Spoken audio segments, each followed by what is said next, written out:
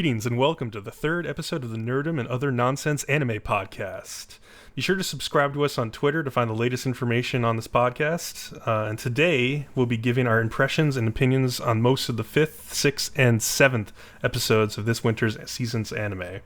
I'm Bcom and Tom Brady is my waifu. Also, tonight with me I have Leo. I knew it. You're a Patriots sympathizer. This couldn't be farther from the truth. Oh man, if you say so. But do you want to know what I do know? What do you know? Nyanko is love. Nyanko is love every Sunday. So this episode, we're going to be doing a lot of catch up on a bunch of episodes, but also we're going to be making possibly some mid-season cuts because, spoiler alert, a lot of episode 6s were really horrible. Yeah, and wait to listen to this podcast if you don't want spoilers, because this podcast is going to be spoiler heavy always. So let's jump right in. Nyanko Days, episode 5. They made a huge mistake in my opinion. This is the weird episode of Nyanko Days where there was no cat girls. It was just the two girls, like the rich girl and the main girl, just chatting it up at school, talking a little bit about their cats, but like mostly just talking about themselves. And to be honest, nobody is watching this show for those girls. I was amused by the part where the one girl, her family owned the coffee shop. Oh yeah, I guess that's cool, but I thought it was amusing. But it kind of redeemed itself with episode 6 because we finally got to meet Azumi's cat, which is Elsa, who is a smug, jealous tsundere cat girl who is fantastic. She's a fantastic addition to the cat girl crew. She makes some pretty hilarious faces. I loved, in particular, the scene where she's playing at home and she's like, it's not as if I'm lonely by myself. And then she's like sitting in front of a door, staring at the door. And it's like, it's not as if I'm lonely, ... As cats do. I loved her voice acting. It was like raspy and a little bit older. Yeah. So good. I hope we get to see a play date with all of them together pretty soon. And yes, as we've noted, Nyanko is love, so please continue to watch this show. In a realistic standpoint, I don't know if play dates with cats are probably a good idea. Oh God, yeah, this is true. That would be horrible. I mean, my little cat, I took her to the vet. She got fixed. She was literally gone a day. I brought her back. The other cat wouldn't have anything to do with her, would snap at her every time she tried to get close. It was 24 hours. I don't know what that was about. They got over it. They're friends again. Yeah, it takes a while for them to get used to each other. All right. Another great show this Sunday is Little Witch Academia. Yeah, we had episode 5. And I like that you wrote, sadly, it's not the Susie-centric episode that we all want. I know. I watched it, and I still enjoyed the episode, but it disappointed me a little bit because I was like, I was so expecting the Susie episode since the other two girls got their last 2 episodes, but I guess not. And this time around, a couple of dragons just straight up steal the Sorcerer's Stone from the Academy. Dude, that thing gets stolen way too easily. But it is sitting out in the open on the top of a tower, so... Yeah, do they not have like any spells like protecting it or anything? It's just ridiculous. No. So anyway, Akko and the gang, after being punished for things they did in the previous episode a little bit, they get out of the school after they figure out a way to like Constance or whatever her name is, the one who has like all the gadgets and everything. She figures out a way to do the laundry like super fast and automated so they can just get out of there. Yeah, but also during that scene, like I like Diana a lot. And like everybody else sees her as like the snobby character, but she's actually not a snob. But it's pretty funny because she went down to the basement where they're doing the laundry and she puts people in their place, even though she's really good at everything. Yeah, it's just her 2 friends that are the snobs. She's not the snob at all. She's just so gifted and good at things. That's what people assume she is. Yeah, they kind of assume that she has to act like all haughty and stuck up like that. Yeah, she's just actually so gifted it's almost a curse to her, and it's not her fault. But that's why I like her. But basically, Akko and friends find out about the Sorcerer's Stone that's gone missing, and they're like, hey, I mean, if there's no Sorcerer's Stone at the Academy, we're not even going to be able to do magic. So what are we doing here? Like, they're talking to the teachers. And so they go off on their own to try and recover the Sorcerer's Stone. Even though they're told not to. And they come across, like, the dragon Fafnir, his lair, basically, where he's keeping the stone. And it's funny. At first, they battle his, like, minions. Oh, but yeah. then they turn out to be robot dragons. Yeah, I forgot and you're about like, that what part. is going on? Yeah, so they sneak in, and it's like it's like almost like Indian in the cupboard kind of thing, because they're like really tiny, or like the secret world of Arietti or something. They're really tiny in his like huge apartment with all this like underground, like these huge things. So they're like little, but Akko is like gets right up in the dragon's face anyway, because like she thinks she can do whatever she wants, kind of. He comes in and like plucks her up off the table, and she's like, oh my god, don't eat me, I don't want to be eaten. And he's like, I'm not gonna eat you. And he's like, humans aren't delicious or anything like that. And she's like, how rude, I'm delicious. yeah, she's like, I don't taste good at all. And then he's like, oh, I wasn't gonna eat you, humans taste terrible. And she's like, shut up, I'm delicious.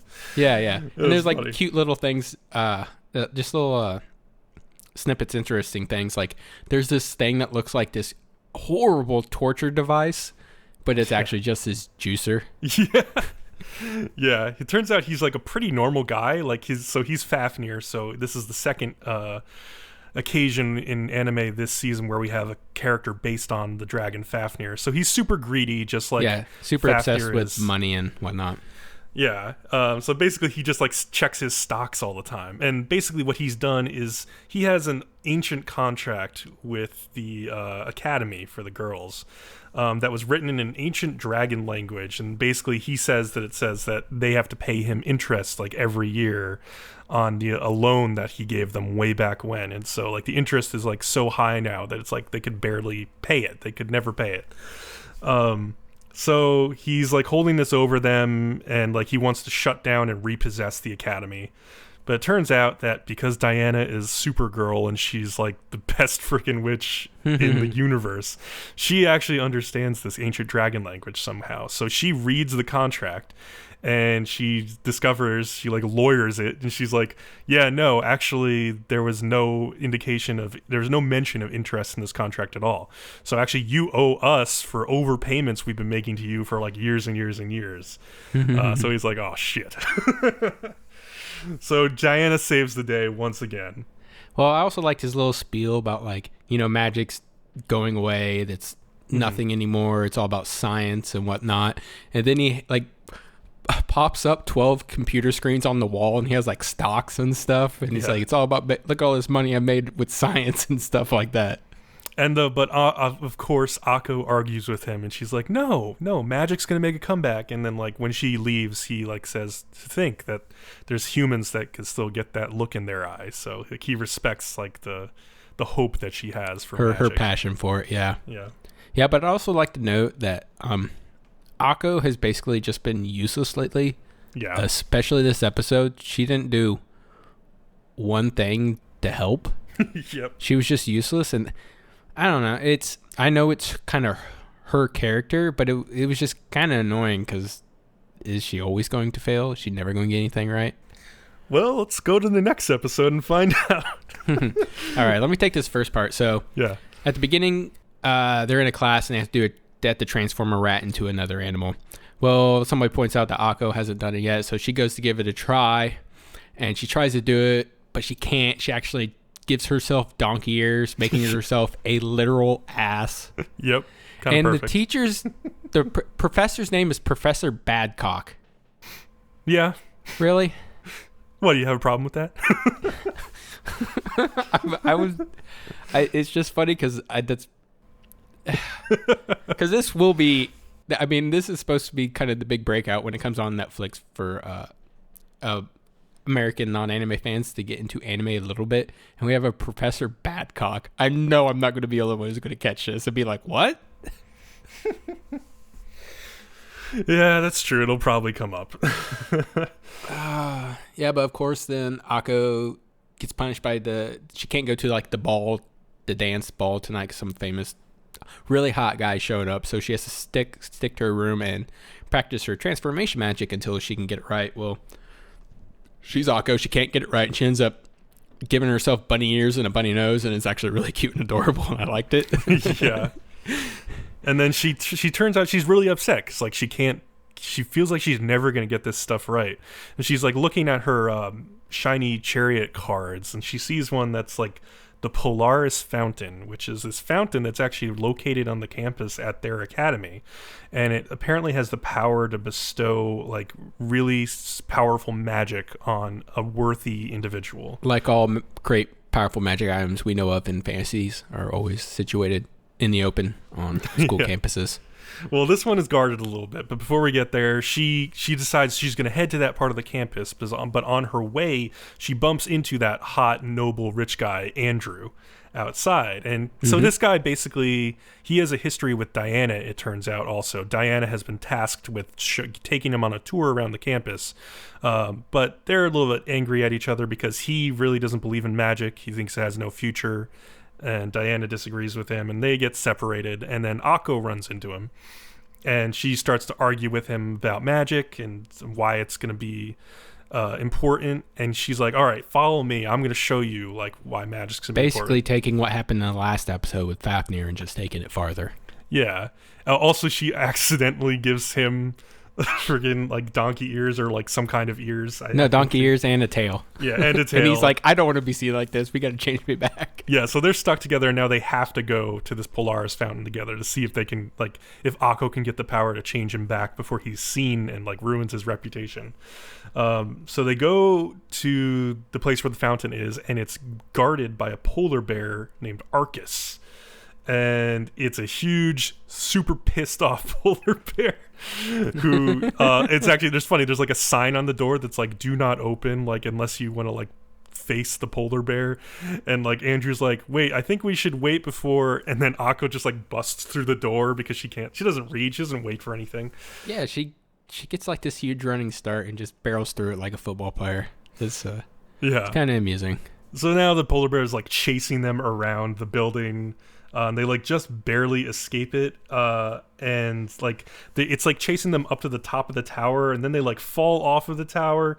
And luckily, Ursula is flying around because she saw that Akko had left her room and wasn't studying like she should have been. And she saw that card sitting out, so she had an idea where she was going. Yeah, so Ursula like puts like some kind of like levitation magic on both the polar bear and Akko and Andrew as they're falling, so they don't fall to their deaths.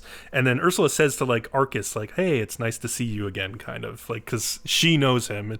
It's also, so as you see when Ursula uses this magic, you see a quick shot of her hair being completely red and then fading back from red to purple again. So yeah, it's like, if nobody doesn't know, it's very obvious she's Shiny Chariot. Yeah, she's Shiny Chariot. Like, so yes. It's very obvious. It's also interesting, though, to note, though, that I guess she is hiding her appearance through magic, I would assume, since she used magic and it unleashed her true appearance. Yeah, for whatever reason we don't know yet. But. Yeah. I'm sure we'll find out more about that. So basically, when Akko lands, the door to the fountain has opened up. So she and Andrew go up to the fountain, and she looks into this like floating, like kind of like crystal, like liquidy ball that is, like she asks it to grant her the power. And basically, it shows her, instead of granting her the power, it shows her Shiny Chariot as a little girl. Like, yeah, and I kind of had a problem because I felt like the scene drug on for way too long. Way too really? Long. Yeah, because like 10 seconds into it, I was like, we get it. Shiny Chariot sucked, just like Akko at one time, and worked hard to get where she is. This is very unoriginal. I've seen this 50 times over in anime. And you figure it out within the 10 seconds. But I will say the music and animation is really cool during this scene, and I don't usually pay attention to any of the music. So if it suddenly I notice it, then it's probably doing a pretty darn good job. Yeah. And so afterwards, like, so Akko is deemed unworthy, and she goes to, and Ursula Sensei talks to her and says, like, yeah, you're just not ready yet. Like, you need to come back when you're ready, and you already knew that deep down. And then Andrew says, like, he'll keep their secret, and everybody will keep what happened tonight a secret. So I guess this is some foreshadowing. I assume that later on in the series, Akko will be worthy of the fountain's magic, maybe even like in the final episode or something. Or at least be able to do some ounce of magic. Yeah, maybe she'll just not be a complete mess eventually. At least get one single spell right or something. One of these days. So let's move on to Monday and Gabriel Dropout, episode 5. So, yeah, all right. Yeah, why don't you take this first one, yeah. All right. This one, episode 5, was titled The Angel Whose Illusions Were Shattered Like Hell, which is kind of a funny title, I think. Yeah. Right off the bat, we get introduced to a new character, but if you were paying attention, we kind of knew she was going to come along. You see her like within the first 3 seconds of the first couple of minutes of the very first episode. She's talking to Gabriel when they're still when they're graduating from angel school or whatnot. But her name's Taprice, but they call her Tap-chan, which is fine. Tap-chan. But when she shows up, in the first 3 seconds, you're convinced that she is an idiot. Yep. Because she is walking through town in a spacesuit. And if you've ever heard like a the NASA spacesuit. term space cadet, I copied and pasted the definition for it, and it is a person who appears to be in his or her own world or out of touch with reality. And this is Tap-chan. Yeah, she's a literal space cadet. Yeah, but she's trying to find Gabriel, and she ends up at the school, and she actually runs into Gabriel, but Gabriel looks so unlike her from how she remembers her from angel school. She doesn't recognize her, and she thinks she's getting shaken down by a Yankee. Yeah. And the translator did something funny, something I didn't really like. In the show, they say Yankee, but they translate it as punk. Ignore that. That was me throwing something at the cat because she was being an asshole. Jesus. And yeah. Yeah, hey. Yankee's usually like delinquent. I guess Yeah, punk Yankee's is kind of the same yeah. thing. But and I'm just nitpicking here. And I wrote down delinquent would have been better, but apparently the writers thought they need to. I don't know, just do it that way. But anyways, then what's her face? I meant to write this down. I didn't write this down. Raphael shows up, and she's like, "Hey, I think that's Tap-chan," and she's trying to convince her that this is Gabrielle, and she's like, "That's not Gabrielle." So she like whips out like a hairdryer and a bunch of makeup and like fixes her up real quick, and then Tap-chan's like, "Oh my God, no! What happened to you?" Yeah. And then that scene leads into where Raphael convinces her that Satania corrupted Gabrielle like this, which we know is not true at all. It's just Raphael's just here to have some fun now. Yeah, so she tries to go confront Satania, and it's hilarious. Tells her to go confront her in the in a room, and like Satania's sitting there. She's in a locker. Yeah, she's in a locker, like waiting, meaning to burst out, but she can't get it open. She ends up falling it over. And then, but like, so like the locker's like falling over on its side, and she opens, like kicks open the door, and she like acts like nothing happened. Like she acts like it's completely natural, and she planned all this.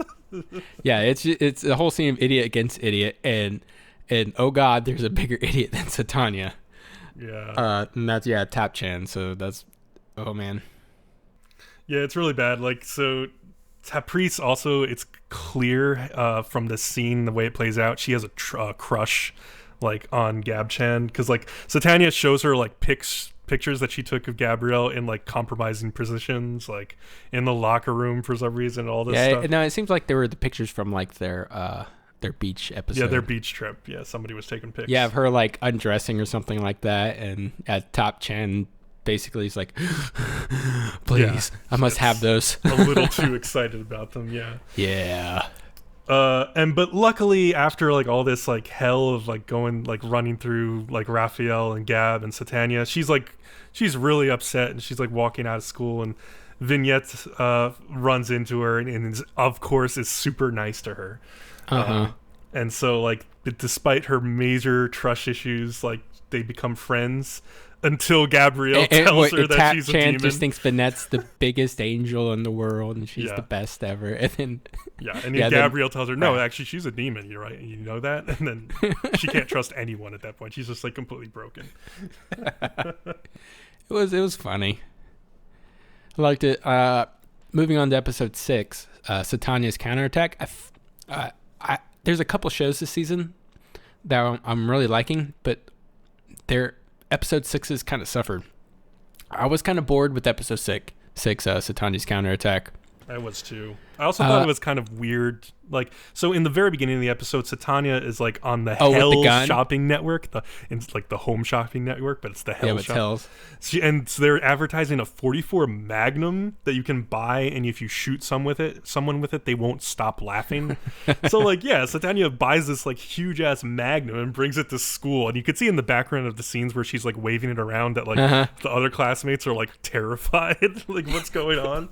Which is, I thought that was an odd choice for them because Japan's even way more. I mean, America's kind of anti-gun, some depending on what group. But Japan's like you can only own a gun if it's for like hunting purposes, and like to go through the government to get that license is like, I guess, pretty ridiculous. Well, I guess there's a loophole with the Hell shopping network. Of course. So anyway, like Satania's gonna like, she wants to fire it at Gab-chan because like she's like threatening her, like, yeah, you're gonna like keep laughing, you're not gonna be able to stop for 10 minutes. And then Gab's like, come on, you don't want to use that if you don't even know if it's gonna work. Here, give it to me, I'll test it out. And so of course she shoots. She's like, Satania. Are you sure? Gives it to her. And the funny thing is, as soon as she hands it to her, she just shoots her. And like one of was it Raphael or Vanette who like makes the comment, "Oh man, that's just so ruthless." They even so she shoots her. She falls down. She's laughing. The teacher comes in, who's got the bald head and the glasses, and so Tanya's just sitting in her seat. I thought the episode was pretty funny up to this point. Mm-hmm. She's sitting in her seat, just laughing and giggling, and she can't stop, and like her constant laughing was starting to make me laugh a little bit. Yeah, it was pretty funny. Chuckle at least a little bit. And the teacher's like walking towards her, and she can't stop laughing, but her face is like pure terror, and she's like, okay. Like, she knows she's freaking going to get it, and it just kind of cuts out on that. Yeah, so then that's where the problems I had with this episode started. It's because like after that point, it was just extremely like clear that it was like different scenes from a manga that had like no relation to each other. So like this whole episode had like no through line except that like Satania is going to get bullied the entire time. So like they move on, and like Satania challenges Gab to a game of shogi, which is, by the way, I caught up on Sangatsu no Lion, so we're going to be talking a lot about shogi later. But, you will be talking a lot about shogi later. So, but like they're playing this game, and then like, you know, Satania's never played it before, so Gab could probably win like on her own, but Raphael just starts changing the rules like in like mid game, like just like changing stuff like randomly. So and they were completely outrageous things too. They made zero sense. Yeah, it just was stupid, and it was like, I get it, like, yeah, this is kind of funny, but like I was just, I don't know, I didn't laugh. I was just like, okay, this is okay, whatever. Yeah, then they went to the next scene where they were drawing portraits, and now suddenly the classroom president's there, and she's with Satania, and Satania's trying to draw her, but she's making the classroom president stand in that evil pose with the hand over your face, you know. Yeah, like the Chuni pose, yeah. Yeah. But the president's having this dilemma because she's like, this is a stupid pose, but I don't want to hurt Satania's creative side. Yeah. And that's basically what the running gag is, and it's just okay. Yeah, and Satana's like, yeah, you need to take your clothes off, and the president's like, okay, I'm gonna do it. It's like, what? She's like the most devoted class president ever. Like, she's gonna strip nude. She keeps going with, oh, this is a horrible idea, that's not gonna work or whatever. But then she's like, I don't want to hurt her creative side. And then Satania's like, well, I'm bored. She's like, what? Yeah. And then, like, okay, so after this scene, we skip to another, like, completely randomly unrelated scene where it's Halloween now. Yeah, I didn't get this part at all. Yeah, it's like Halloween, and they dress Tenma up in a werecat kigurumi, which was kind of cute, so that's fun. But they go to, like, their teacher's house to trick-or-treat, and, like, surprisingly, he has, like, Halloween treats, like, ready, and then the episode's just, like, over after that. Like, it was just, like, random. Like, nothing was funny about it. It just happened. Like, they could have devoted a whole episode to this, I guess, and that might have been funny, but to just throw it in at the end, it felt like they had like a bunch of storylines and plot lines that like they needed to just throw in somewhere. And yeah, like you said, they just took a couple random things from the manga that was running and just threw them in there because they thought they'd be good or whatnot. But what I would like to see them do is, because they really haven't had much of like a story, like something happens and it leads to another thing. Like I'd like to see the repercussions of Gab-chan not doing good deeds while she's down here. Like I think they could do a lot with that. I agree. Yeah. Like maybe she should get a phone call from God and be like, hey, like you need to shape up. Oh, that would be, yeah, see, I think that'd be great. Or something like that. But then like, Veen should get a phone call from Satan and be like, hey, you're not doing a really good job either. Yeah, see, I think that would be great. There's a bunch of funny stuff I think they could do with that, but they're not doing it at all. They're just doing just one comedic skit after another. And I mean, if they were funny, that'd be one thing, but yeah, like episode 6 suffered a little bit. Yeah, because like a couple of the skits just weren't that funny. Like, yeah. So, oh well. Let's move on to Tuesday. And we'll start off with ACCA, 13-ku Kansatsu-ka.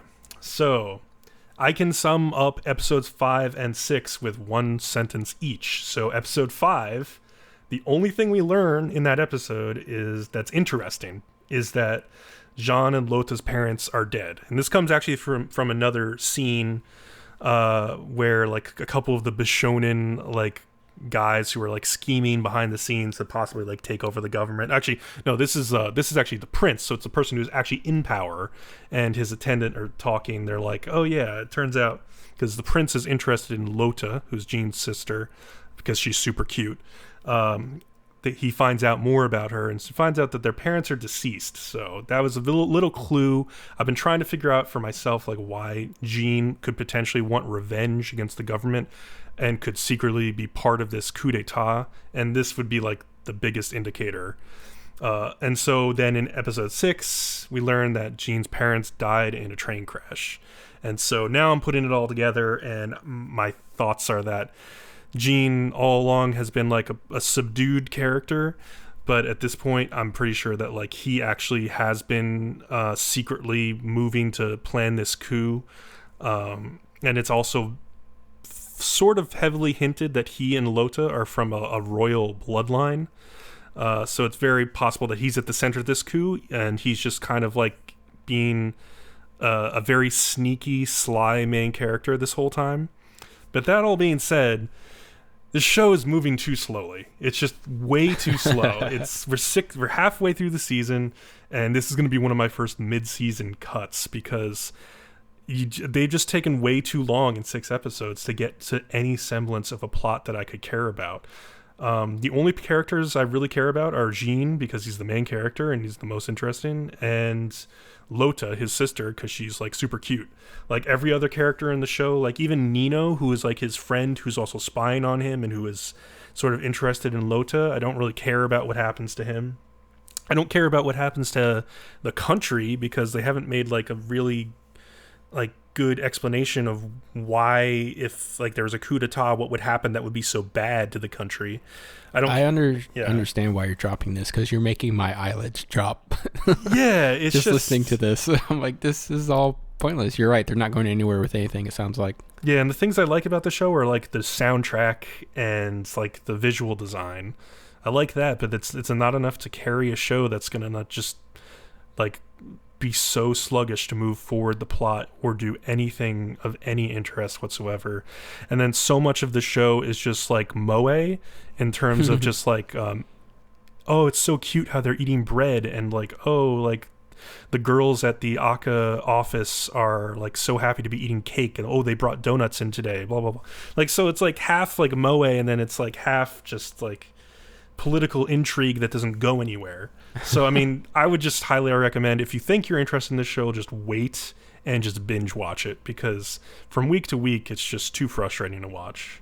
Okay. So I mean, yeah, I could say more, but honestly there's no reason to. So I'll move on to what about that wonderful Handshakers show? Yes, let's get an update on Handshakers, which I'm surprised you kept watching after the crotch stomping episode. Yeah, that was the first episode.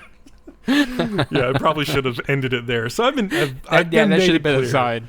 I've made it clear that I hate watching this show. I mean, it's so terrible in so many different interesting ways, though. So in episode 5, with the title is called Meet Yet, which makes no sense. In this episode, Koyori gets lost. And literally, she's like standing right next to Tazuna, and then like she's gone like miles away. Like a second later, like she just like disappears off the screen. It happens in anime a lot, where like you're standing right next to somebody, and then like they zoom out, and like they're like there's no way they could have gotten that far away, but they're completely gone. So anyway, she goes off. She's in the streets somewhere, and she runs into a little boy and her older sister, who is the girl with huge, floppy, ridiculously breaking physics tits from like episode 1, who was in Tazuna's class. Yes. And she realizes I love the physics breaking tits. Yeah. She realizes she's lost, so her little brother is going to like a card game tournament, and they're actually playing a real card game, like a Magic real the Gathering. No, it's called Precious Memories. I had to look this up, and it's actually like a real card game, which is also weird because now they're like advertising a real card game in an anime that's not about that card game. I don't ask me. Maybe it's part of the deal they made to get the show actually on the air. I don't know. So basically, the little brother is like really good at the card game, and like the older sister is like cheering him on in this way that's like super like fanatical. Like she's just like going nuts, and like it's really embarrassing him. So that was kind of funny. But then they leave, and they go to play some Precious Memories because it turns out Koyori was like really interested in it, which she made apparent by making one of her sounds, because that's the only sound she can make, as we established last week. So like it turns out she's like kind of really a natural at this card game. And then a bunch of stuff happens, but like they basically so Tazuna's like out on the town looking for her, and he runs into this dark-haired guy with glasses who obviously looks like a villain. But this guy is like the most boring villain character you could have possibly introduced into this show.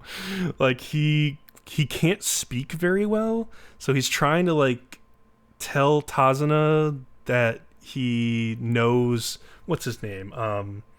He knows the scientist who like raised Koyori and who Tazuna like met when he first met Koyori, and like he told him that he's basically he's asking him how that scientist is doing. He's trying to find information basically about Koyori and Tazuna and this scientist, and Tazuna's too dumb to understand that like that's what's going on. So it seems like this guy's going to be the like ultimate rival of the show, but he was so boring, he made so little impression that it was like, why even have this guy at this point? So at this point, like Tazuna goes and meets At this point, you're drinking heavily, just trying to finish the episode. Yeah, it's like it's all over the place.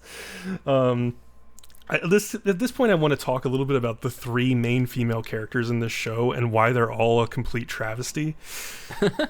All right. So it's made clear, we've known this already, that Koyori literally can't do anything without holding Tazuna's hand. Like this whole episode is about like she's not holding his hand, so she's gonna die in like 2 hours if he doesn't find her. But like, so she's just playing cards while this is going on. Like she's not even trying to get back to him because she's so stupid that she can't. She's like a lost child. And he's like running around looking for her, but he takes like half an hour talking to this guy for no reason before he gets a phone call from the girl who's with her little brother and with Koyori that they found her. So they get back together, blah, blah, blah. So that's her. Like, so she's a terrible female character because she can't do anything.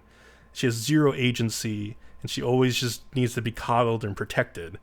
Then there's the girl from like last episode who was like the legal lolly, who's actually an older woman, who's mostly concerned with the fact that people look. Wait, is legal lolly an actual term? Yeah, it is. It's a loli who is presented as of legal age in an anime. So, of course, you would know this. Yeah, it's like a loli who is said to, oh no, she's actually 40 years old. Like in Masamune-kun, his mother is a loli, so she would be a legal loli. You say loli, I say lolly. So you could say either one. I go back and forth. I mean, obviously it derives from Lolita, so I guess Loli would be closer. But I think both are correct. Yeah, it's fine. I don't care either way. So and then the third girl is Floppy Tits McGee, who it turns out in this episode actually, so her little brother is like a young kid. Like, he can't be more than like 10 years old. Turns out that she has a sexual desire to be with him. Like, it's an incest. They just threw incest into this show. Oh my god. Because this show needed one more fucking trope. And then it turns out they're both handshakers, and so they fight Tazuna and Koyori, and they fight, and he fights with like using the cards, and this is the funniest thing. It's like, so he summons the cards like in front of him, so it's literally like the cards are just like floating in the air in front of him, and then like attacks come out of them. It's like the biggest advertisement for a card game ever. It's so blatant. And basically whatever, they battle for a little bit, it's not exciting, they lose, and then there's no consequences like every other battle in prior to this in the series. Like, they're just like, oh, that was a fun battle. Why do they even battle in the first place? I guess because they're handshakers, and they're supposed to take over this world of ziggurats, and I don't know. Like, it doesn't even make that much sense. Like, because every time they battle, it seems like it's like a life and death thing, but then it never really is. So anyway, I hate every female character in this show because they're all terrible. And I hate the show itself. And I was going to do the synopsis of episode 6, but basically I could just say that it's terrible CGI. The girls are even worse. The incest goes forward, and like the little brother loves the sister too, and they're like, I don't think you're weird for loving me. That just means I'm weird for loving you too. We can be weird together. Yay, incest. So I'm dropping this show. Like, I've had enough. Why? Why do they do that? This is well. It's like when I say why do they do that? Why does Japan like to do this incest thing? This is so weird. It's like it's just all these like taboo otaku fetishes. Like, every one of them is in this show. It's like loli. It's like sister. It's autistic girl who you need to take care of. Like, she can't even go to the bathroom without you. Like, I've seen these things in anime before. Or like, I've seen the autistic thing in like the pet girl of Sakura. So yeah, but you've never seen them all smashed together. Yeah, they're all thrown together in this one steaming garbage heap. So you're dropping this too, aren't you? Yep. So that's my second cut of the season. So let's move on to Wednesday. All right, Wednesday, Akiba strip. Yeah, I don't have much good things to say about this one either. All I can say is episode 6. Hey, finally a hobby I can relate to. Computers. That's cool. I built my own computer myself. I really like computers. I saw a quick like GIF of him like slamming the video card in there and stuff. That was pretty cool. I was like, oh yay! I didn't watch this episode, but I was like, oh, I cool, might watch that episode. Yeah. They what this show's doing is from episode to episode, they're just picking out a different subject of otaku culture. Mm-hmm. That's what they're doing. And this episode was, I guess, computer buildings. Well, they don't really elaborate on it too much. Like, he has a short 5-minute skit about building his computer, and it just like ends there. And it's just the setup for the evil computer lady so that they can battle her. Evil computer lady. Yeah, basically she wanted to sell these computers that would then turn into robots and take over everything. And I guess the professor makes the main character's computer into an actual like AI robot, and then like the computer lady later on ends up getting killed, but then all her robots form into one big robot, but then it takes his robot to save them from the robots. Okay. And I started watching episode 7 and dropped that. Oh wow. This show's getting dropped, so just to let everybody know, there's nothing going for it. If they would maybe focus more on the hobbies themselves, I would enjoy it more. But other than that, it's just a setup for a very lame boss battle fight. Mm-hmm. But in episode 6, they did your favorite scene so far. You remember the scene from Demi-chan, where he's at the computer and she pops up in front of him. In between his legs, yes. Yeah, in between his legs. Well, they do that scene, but she's facing him, so you know she was. Oh, see, that's the difference. See, in Demi-chan, they had like a little bit of self-respect. Yeah. And unlike Demi-chan, she was in the doorway previously. No, she just pops up out of nowhere. Mm-hmm. And I'm going to ask you: is this a new trend in anime? Are we going to start seeing this more often. Yeah, I expect to see like some doujins and some fan art immediately, and I'm sure it'll be a trend that will follow closely into Attack on Titan Season 2. Ooh. Jesus Christ. Yeah, but episode 7, what was the subject? This is bad. I just watched it earlier today, and I'm like, my brain's already blocking it out. Well, one thing I'll say about this show is that just like I just was so reluctant to even pick it back up and catch back up with it, because just basically the characters themselves are not that interesting. It's not doing anything. It's not going anywhere. And episode 7 was about butler and maid cafes. Yeah, it's like I've seen that was what before. that one was about, and I made it 10 minutes in, and then I just stopped it because I knew I wasn't going to keep watching this. So I'm sorry to the listeners if you are really enjoying this. I would love to know why you're enjoying it, because I don't think they're doing anything. Yeah. But anyways, looks like we got. Did we just completely cut Tuesday and Wednesday out? No, we have some more stuff coming up on Wednesdays. We have one more on Wednesday. But dude, I think we did cut Tuesday. And you're cutting we cut it? Tuesday out. Yeah. Okay. There's one show on Wednesday that passes. Yeah. So the next Two. The next Wednesday show is One Room, and so if you remember, we had talked about this 2 weeks ago, and it had ended the first arc. What a twist! Yeah, and we had hoped that like this girl was going to turn out to like have a secret relationship with like a zombie friggin' M. Night Shyamalan or something. Turns out all of our hopes are dashed, because this episode 5 began a completely new arc with a completely new girl. So, who's the new girl? His little sister. Man, if we weren't doing a podcast, I'd just like throw my shit down and walk out of the room. It's actually unclear if it's like if you're supposed to be the same guy in the same apartment. I couldn't really tell. I think you might be a different guy now, and you're just a guy who has a little sister who shows up, and she's like, she does the typical Omoto stuff. She like bosses him around, but then she like cooks for him and like takes care of him and just generally wants to have sex with him, basically. Like she just flirts with him constantly. It's like, so this whole arc is about you want to date your little sister. If you want to imagine that from a first person point of view, here you go. No, I thought the little sister wants to date her brother, right? Yeah, but it's like he's a total loser. This show in a meta way is saying like, this is the fantasy that we're presenting to you. Is like, no, we want you to experience this. So I'm dropping it because I have no interest in dating little sisters, and this girl looks even younger than the first one. And good for you, Bcom. That's a very healthy outlook on life.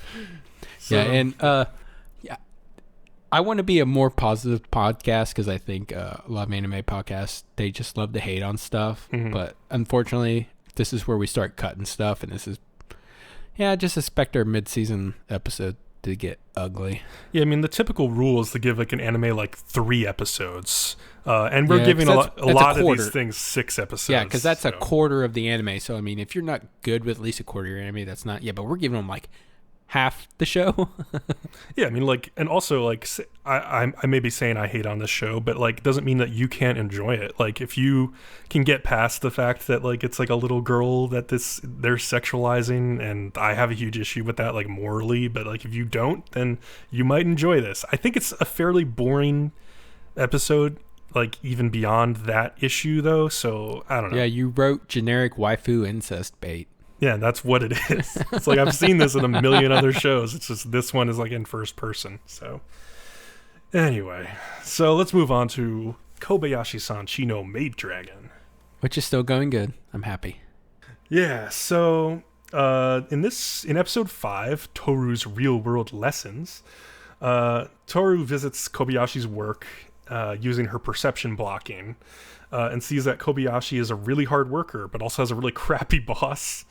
And so the boss is like coming over to her desk and just like getting really pissed off for no reason and like yelling at Kobayashi.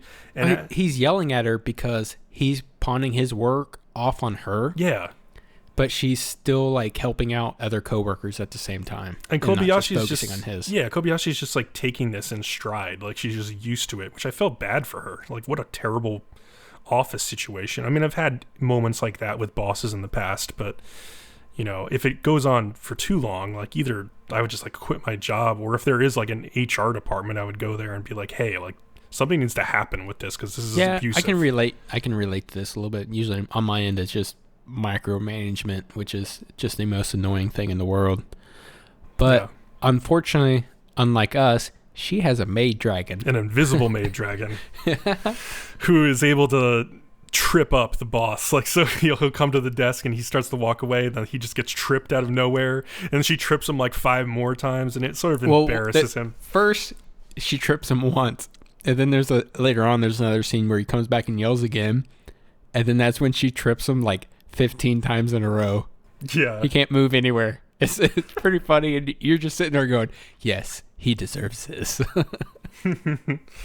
So anyway, later in the episodes, it turns out that Fafnir wants to stay in the human world, and it seems to be because he's just like addicted to the Dark Souls game he's been playing. Oh, no. They thought it was because he was there to check up on Toru, but then it turns out it's because he wants to play video games. Yeah.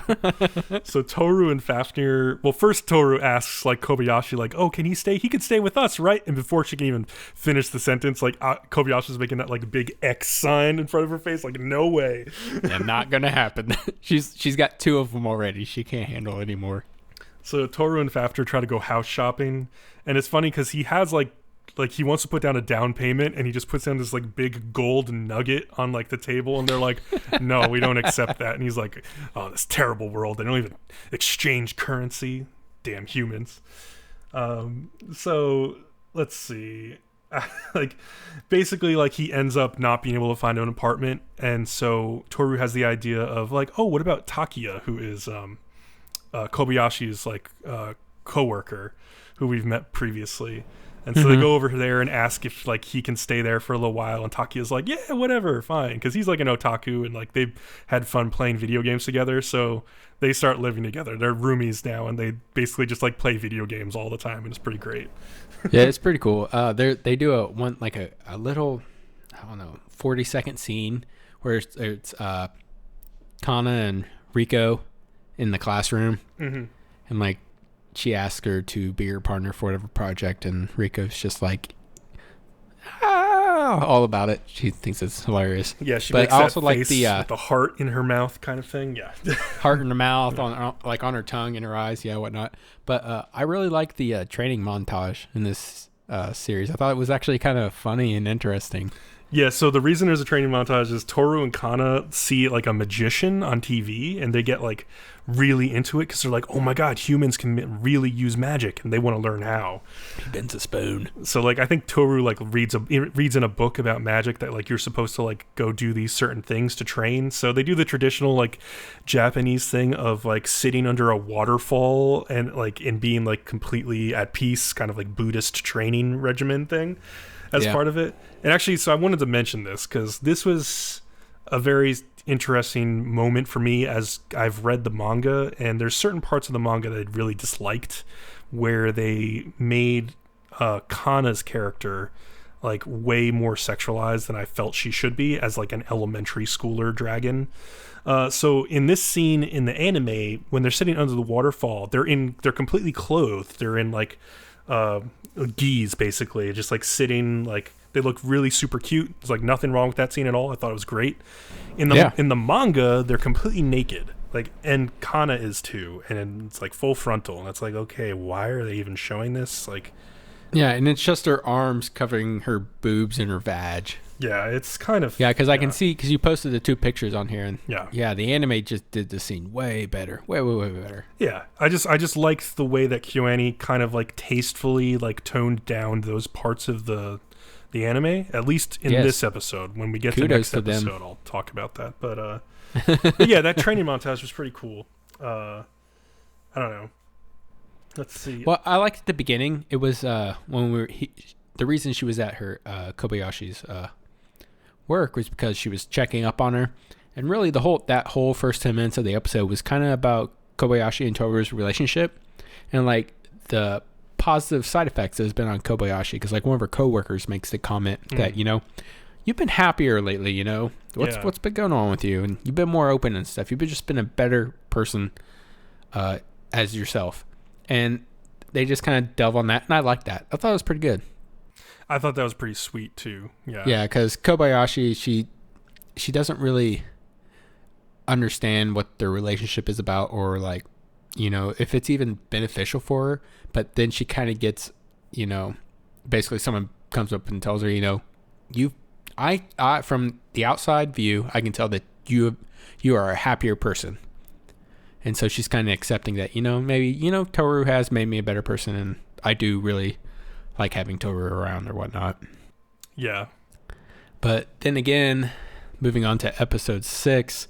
I have a long rant here. Yeah. Oh, hold on. Let me get this out. You go first, and then I'm going to be ranting for a while. So, yeah. Yeah.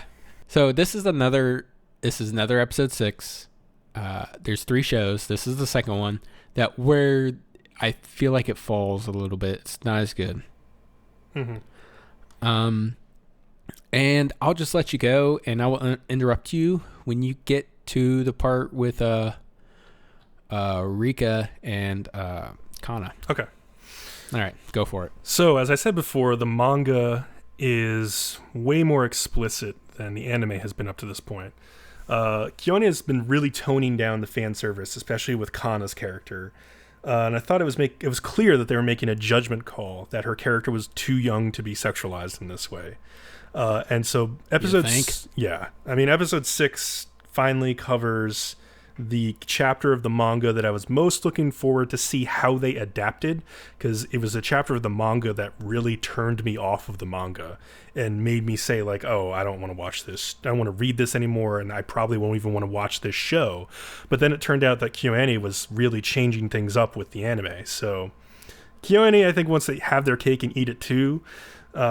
This episode sees the 2 elementary school girls, Kana and Rika, getting extremely sexualized with each other.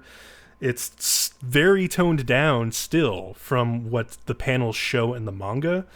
But we have the scene of Rika staring at Kana as she gets thrown down on the bed, and like her legs are open, and Rika gets flustered. And then we have Kana and Rika getting a very intimate game of Twister on the ground.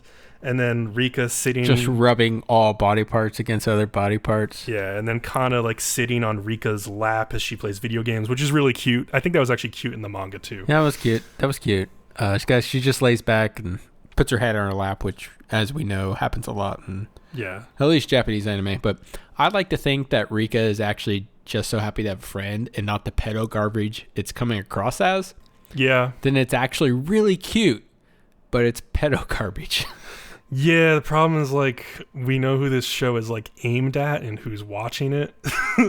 So we know what they're doing. And not just pedo garbage, it's lesbian pedo garbage, which is I haven't even fathomed that yet. So now that's a thing in my head that I can't get out thanks to this show. Thank you. So I'll tell you a little bit of the tiny differences that the manga made that KyoAni decided were okay, let's draw a line here. So when Kana gets thrown down on the bed, first of all, there's a big panel of that looking up her skirt.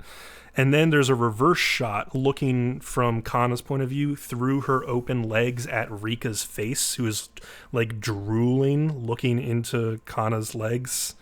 Well, that's good because they don't do that. They don't do that in the anime. So, yeah, I think that was a good decision. Also, after all of this has happened and Kana's back at home and Rika's back at home, Rika is wondering herself, I wonder what Kana wanted to do with me in the bed. So, this is in the manga. So, yeah, Rika is kind of innocent, like you suggested. But Kana in a separate panel, as across town is just thinking to herself, and she says, I wanted to bleep her. Oh my god. And so it's literally in the manga the word bleep is it's crossed out, so you're left to your imagination what she actually wanted to do to her, which is the worst thing possible, probably. But she wanted so they're very heavily hinting that they wanted these 2 elementary school girls wanted to have sex with each other. So it's okay, oh man, they need to get away from this. At this point it's you've been presenting them as elementary schoolers in construction hats, and Kana had a whole episode buying pencils and buying a cute little red backpack, and just drooling over them having a lesbian relationship with each other is just too early for these 2 girls in their child development to be fucking thinking about this shit. Jesus Christ. Never mind that the second half of the episode is about like Lukoa and how she like is sexually harassing a boy who is literally named Shota. So it's like a Shotacon part of the episode. Like I'm not even going to get into that part of the episode. I can't handle it. Actually, I thought that was kind of funny because it was Lukoa. She was misunderstanding. Yeah. And like at one point she's like, I will literally offer you my body, and the kid's like, oh god, no, because he's like from a family of magicians, and he thought they summoned the demon, but they actually summoned a dragon. And it's kind of funny because Kobayashi, when she comes by, it's all about a Maid thing. It's not important. But she looks at like the family portraits, and she's like, she sees like his father, and she's like, I think he's my boss or something. But I actually thought the Lukoa, or however you want to say her name, I don't know it. Mm-hmm. But because I wrote down as Lukoa because that's what says in the show. But then if I look at my anime list, her name is Quetzalcoatl. Yeah, Quetzalcoatl or whatever, like that. Yeah, so I think that's just what the nickname they gave her in the show. But I actually thought that was kind of funny because the kid's like really shy about it, and he thinks she's a demon, but she constantly thinks she has to offer her body. But that goes with the goddess she's portrayed as after or whatnot. So, and I also noticed something interesting at the end of the credits.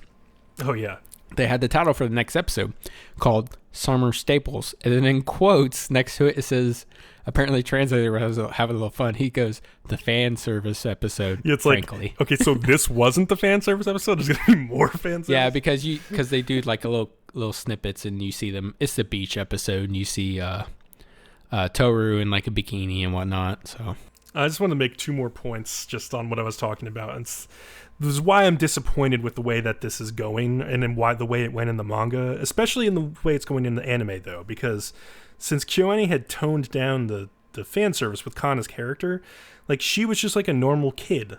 And a lot of times people will throw around the term loli or lolita, but I think that term heavily implies that the character must be being like overly sexualized for their age. And up until this episode, I wouldn't have referred to Kana as a loli. I would have just called her a child because that's what she was. They were treating her like a normal kid. But now that they've done all this stuff, it's like, oh, we've got another anime about a loli because we needed one more of those this season. So it's just disappointing to me because I don't like to see this like trope continue. Like it's just and it's especially disheartening because the rest of the show is really good and I really like it. I think it's cute and adorable and even very funny at times. And the only other thing I'll touch on is that a lot of people have made the defense that, oh, well, Kana is actually probably older in dragon years. And that doesn't make up for Rika. Yeah, it does. Yeah, that's true. It doesn't make up for Rika at all. And also Kana has been presented the entire time as having like sort of the intelligence and emotions of a very young girl, like a kindergarten aged girl. So like it doesn't fly. Like you can't say like, oh, she's like 10,000 years old and therefore like this doesn't matter. Like no, it matters. Like shut up. We know what we know you're trying to be sneaky and get around this and like make yourself feel better about it, but no, this is what they're presenting. So let's move on. Oh, gladly. All right. KonoSuba, which is still a very funny show, season 2. Did you watch episode 5? I did. So, let's see. Back to the dungeon, because Aqua has to always fuck everything up, is what I had written. So, let's see. No, that's what I wrote. Oh, that's what you wrote. Oh, wow. God. I forget what happened. You didn't write anything. I'm trying to remember what happened in this episode, because we watched this a while back. Yeah. Well, they go back to the dungeon from the one where, I can't remember the episode, but Aqua is killing all the undead and whatnot. Well, she put like a big seal down the bottom that would expel all the bad guys. Oh, yeah. Well, now they're pouring out of the dungeon, polluting the land. So she, yeah. Cosmo's so like screaming at her because like, you always have to screw everything up. Dude, it's just kind of funny. It's not a bad episode. But then KonoSuba likes to do like a hard cut from one scene to the next. Mm-hmm. And they do one of the hard cuts, and it's usually one of somebody yelling KonoSuba, but this one they had Darkness yelling KonoSuba. Yeah, I like that. And it's really good. I want this. I need to make our tech guy make this make a ringtone for me or a text message alert so I can hear Darkness yelling KonoSuba or however she does it. It's amazing. That would be pretty perfect. I would think it's awesome, but it's really interesting. They go there, and then but it turns out all these little minions are just like these little chibi characters with a mask face. Oh right. But they grab onto you and they explode, and like one of them grabs on the Aqua and explodes. It's funny because like a whole bunch of them like grab on. Like Darkness sees this and she just like runs up to the front. And, like a whole bunch of them grab onto her, and she's just like, "Yes, let it happen." Like all explode. But what's also funny is she can actually hit them, which is the only thing she can't hit. Yeah, which is weird. Like she's just like been so useless up to this point. So yeah, Cosmo and Darkness go down into the dungeon. Aqua stays out for reasons I don't remember why. I know Megumin stays out because she's like, yeah, I have explosion magic. I would just kill us all if I went into a dungeon. And then they get down there and they find one of the Devil King's generals or whoever he is. He's down there. He's a masked guy, and he takes over Darkness.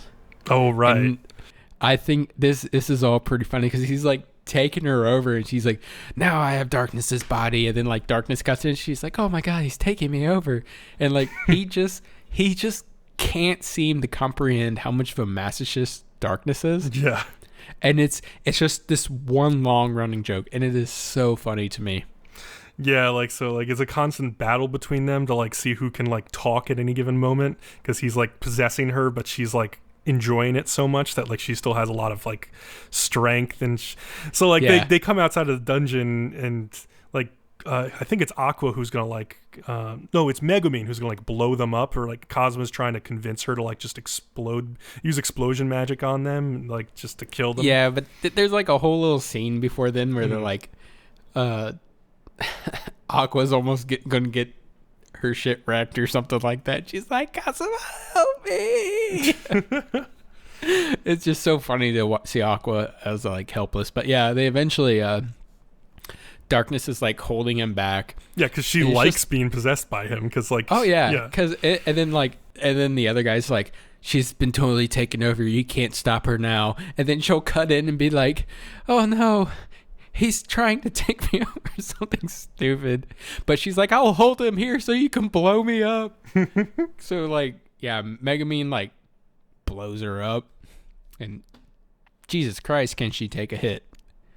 Basically show a nuke going off. I also just remember one of my favorite lines. I think it's from earlier in the episode, and it's Kazuma talking to Aqua, and he's just like, do you have some disease where you'll freak out if you don't negate every contribution you make? It's so true. Yeah, I also wrote down another quote where like Cosmo's like, before they go to the dungeon, he's like, I guess it's just me and Darkness. And then Darkness goes, just Cosmo and me? Mm-hmm. You seem like a greater danger than the monsters, as she smiles. And then, like, when they get back home to the base, like, everybody is, like, referring to Darkness as, like, La Latina, and, like, Megumin and Aqua are like, La Latina, don't worry about it. I love your La Latina name. It's so cute, La Latina. And, like, she's just, like, getting so visually uncomfortable. She's squirming around. Yeah, she's super embarrassed. You can see, and, like, everybody's congratulating her because she survived. They all bought her new armor. And it's funny because during that whole scene, you can see Megumin in the back trying to hold her laughter as everybody's saying the La Latine or whatever. And now what happened? Somehow at the end of this episode, they got like a tremendous amount of money and cleared all of their debt, right? Yeah, that's sure. What happened, right? Yeah, was it just for defeating Vanir because he's like a demon king servant, I guess? Yeah, he was one of the generals. Yeah, so I guess... And they were all already very, not curious. What's the word? Not mysterious, not curious. Oh man. Anyways, furious. No, I don't know. No, it's not furious. I'm gonna think of the word like 2 minutes from now and just yell it into the mic. Well, let's move on to the dreaded episode 6. Yeah. Well, they thought Kazuma was in cohorts with the generals, but him defeating one proved he wasn't.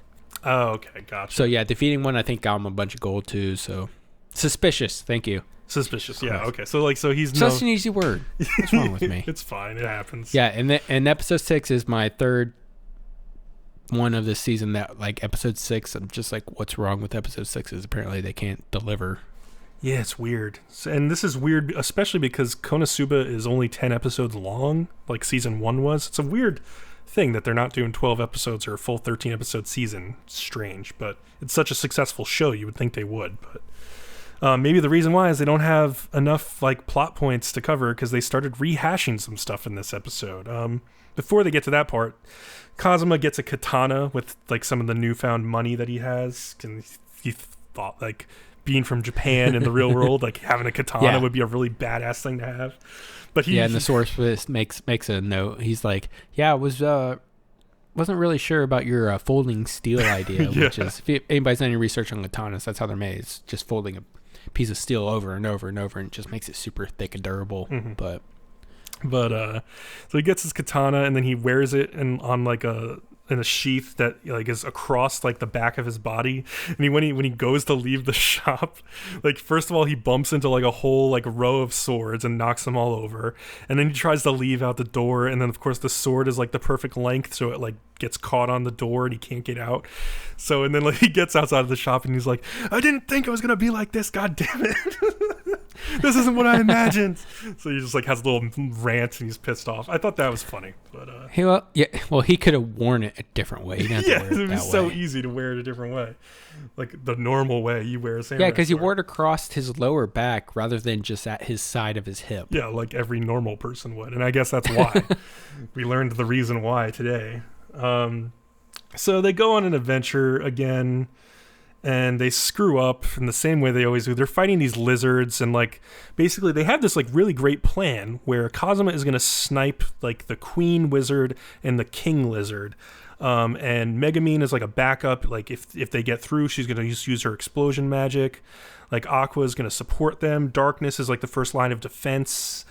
So they have this great plan where they're going to distract them, and then Kazuma's going to snipe the two, and then the rest are just going to disperse. Of course, Aqua fucks it up. As always. Because Aqua always screws up, and she screws up every time in like the same way. She like tries to get their attention, and like so she like shoots like a flare out into the sky, and then like the whole herd starts charging at them. And so everybody's in trouble, and it's up to Kazuma to save them again. It's like this the same thing, and like. But there was a little funny part where Aqua's falling down and screaming about how she's always she's always messing up, and the monsters are just gonna come in and mess her up and leave her in a crying heap. Yeah. Which I thought, because I think it's pretty funny, because it's a parody anime, and it's really funny when it calls itself out like that. Oh, and it's funny because Megumin doesn't have enough explosion magic to use anymore because Kazuma Kazuma had stolen some from her in an earlier scene where he was hiding under the katatsu because like he was like really cold in the middle of winter and he just wants to stay under the katatsu forever. And so when they try to get him out, he like just like punishes them by like stealing magic or whatever. And then putting a cold chill on the back of Darkness. Oh yeah. So anyway, that scene was okay. Like it started off kind of funny, but then it just started slowly going downhill afterwards. Yeah. So like, okay, so Kazuma, in a last-ditch effort to save them, is like sniping one of them out of the air. He actually hits the queen like right in the head. It's like a perfect snipe. But unfortunately, what he did, he made something worse. Was he sniped the king? Yeah. And then it made the other lizards go into a frenzy because now any of them could be the king. So it made things worse. And Aqua's like, yeah, you shouldn't have done that. He's like, you should have told me already. But then I think he hits the pink one. I think that's the queen, right? And like that's the queen. She's like jumping down through the air doing like a kick towards him. And so he shoots her midair and he's like, yes, I got her. But then her momentum carries him right into the tree. Kazuma gets knocked off, falls head first, lands on his neck at a really horrible angle, and you just hear like a crack. And so Kazuma dies again. And so he goes back up to like his limbo place, and he meets Eris, who's like the little girl who has taken Aqua's spot from the first episode. And yeah, from season 1. Yeah, season 1. And I actually thought this was kind of funny. Yeah, this scene I liked the Aqua most. Was screaming in the background. Yeah, so like Aqua and Darkness and Megumin are like kind of yelling into the void to get like Kazuma to come back, and Kazuma's just like, hold on, I'm talking to Eris for a little bit, because he realizes like Eris is like the the one girl like who like is exactly what he wants, and she's stuck in this limbo and instead of like with him in his like fantasy adventure. And so he just wants to sit here and talk to her for a while, and like he like apologizes for dying and stuff. But eventually Aqua's like, Megumin's doing something really weird to your body up here. Like, you better come back or else. And he's like, what? Stop touching my body. What are you doing? And because he's like, Cosmo's like actually said, is like, oh, you know what? I'm just going to reincarnate as a little kid. And I just want to be in a family with like a stepsister and like a younger stepsister and an older stepsister. Well, he was also like, I want to stay here with this goddess. And Aqua's like, she stuffs her bra or something like that. He's like, you want to know this other stuff? And then the other goddess is like, no. So Cosmo, because like he's worried about what Megumin's doing to his body, like goes back up like to Earth, goes through like a portal back to his body. Well, because Aqua's casting a resurrection spell. Yeah.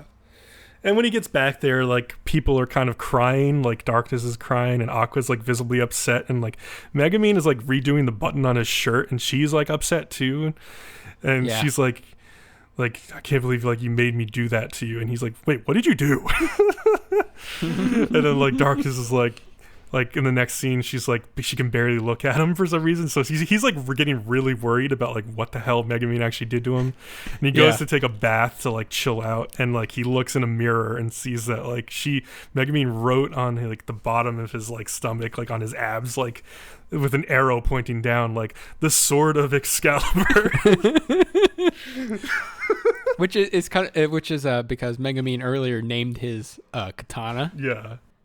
Something goofy. Oh yeah, Shogoromin like or something like that. I can't remember. It was something kind of cute, and he's like, "No." God. And it was permanent or whatever. Yeah. So the reason I didn't like this episode is because we've had episodes previously where Cosmo has died, and it's been like the same exact thing as this, like. And we've had episodes where like Aqua has messed up, and like the Groot had to recover from that. Like, well, yeah, this series does do running jokes well. It does. But for whatever reason, it just didn't slide during episode 6. So yeah, it's like, I don't know. I kind of wanted like a new arc to just start like with this episode after they had like finished with clearing all their debt and all that stuff with the cave. But I guess they wanted to put this like one interstitial episode in there to like sort of just get back to the comedy of the series that it's well known for. But I don't know. I'm hoping the last 3 episodes, or last 4, I guess, episodes that are still to come are a little bit more fun. I'm not worried. I think the rest will be fine. I think it was just their lull. Like, you know, of all the episodes, there's going to be a lull at some point. So anyway, so let's move on to Thursdays. So we have Masamune-kun's Revenge. So in episode 6...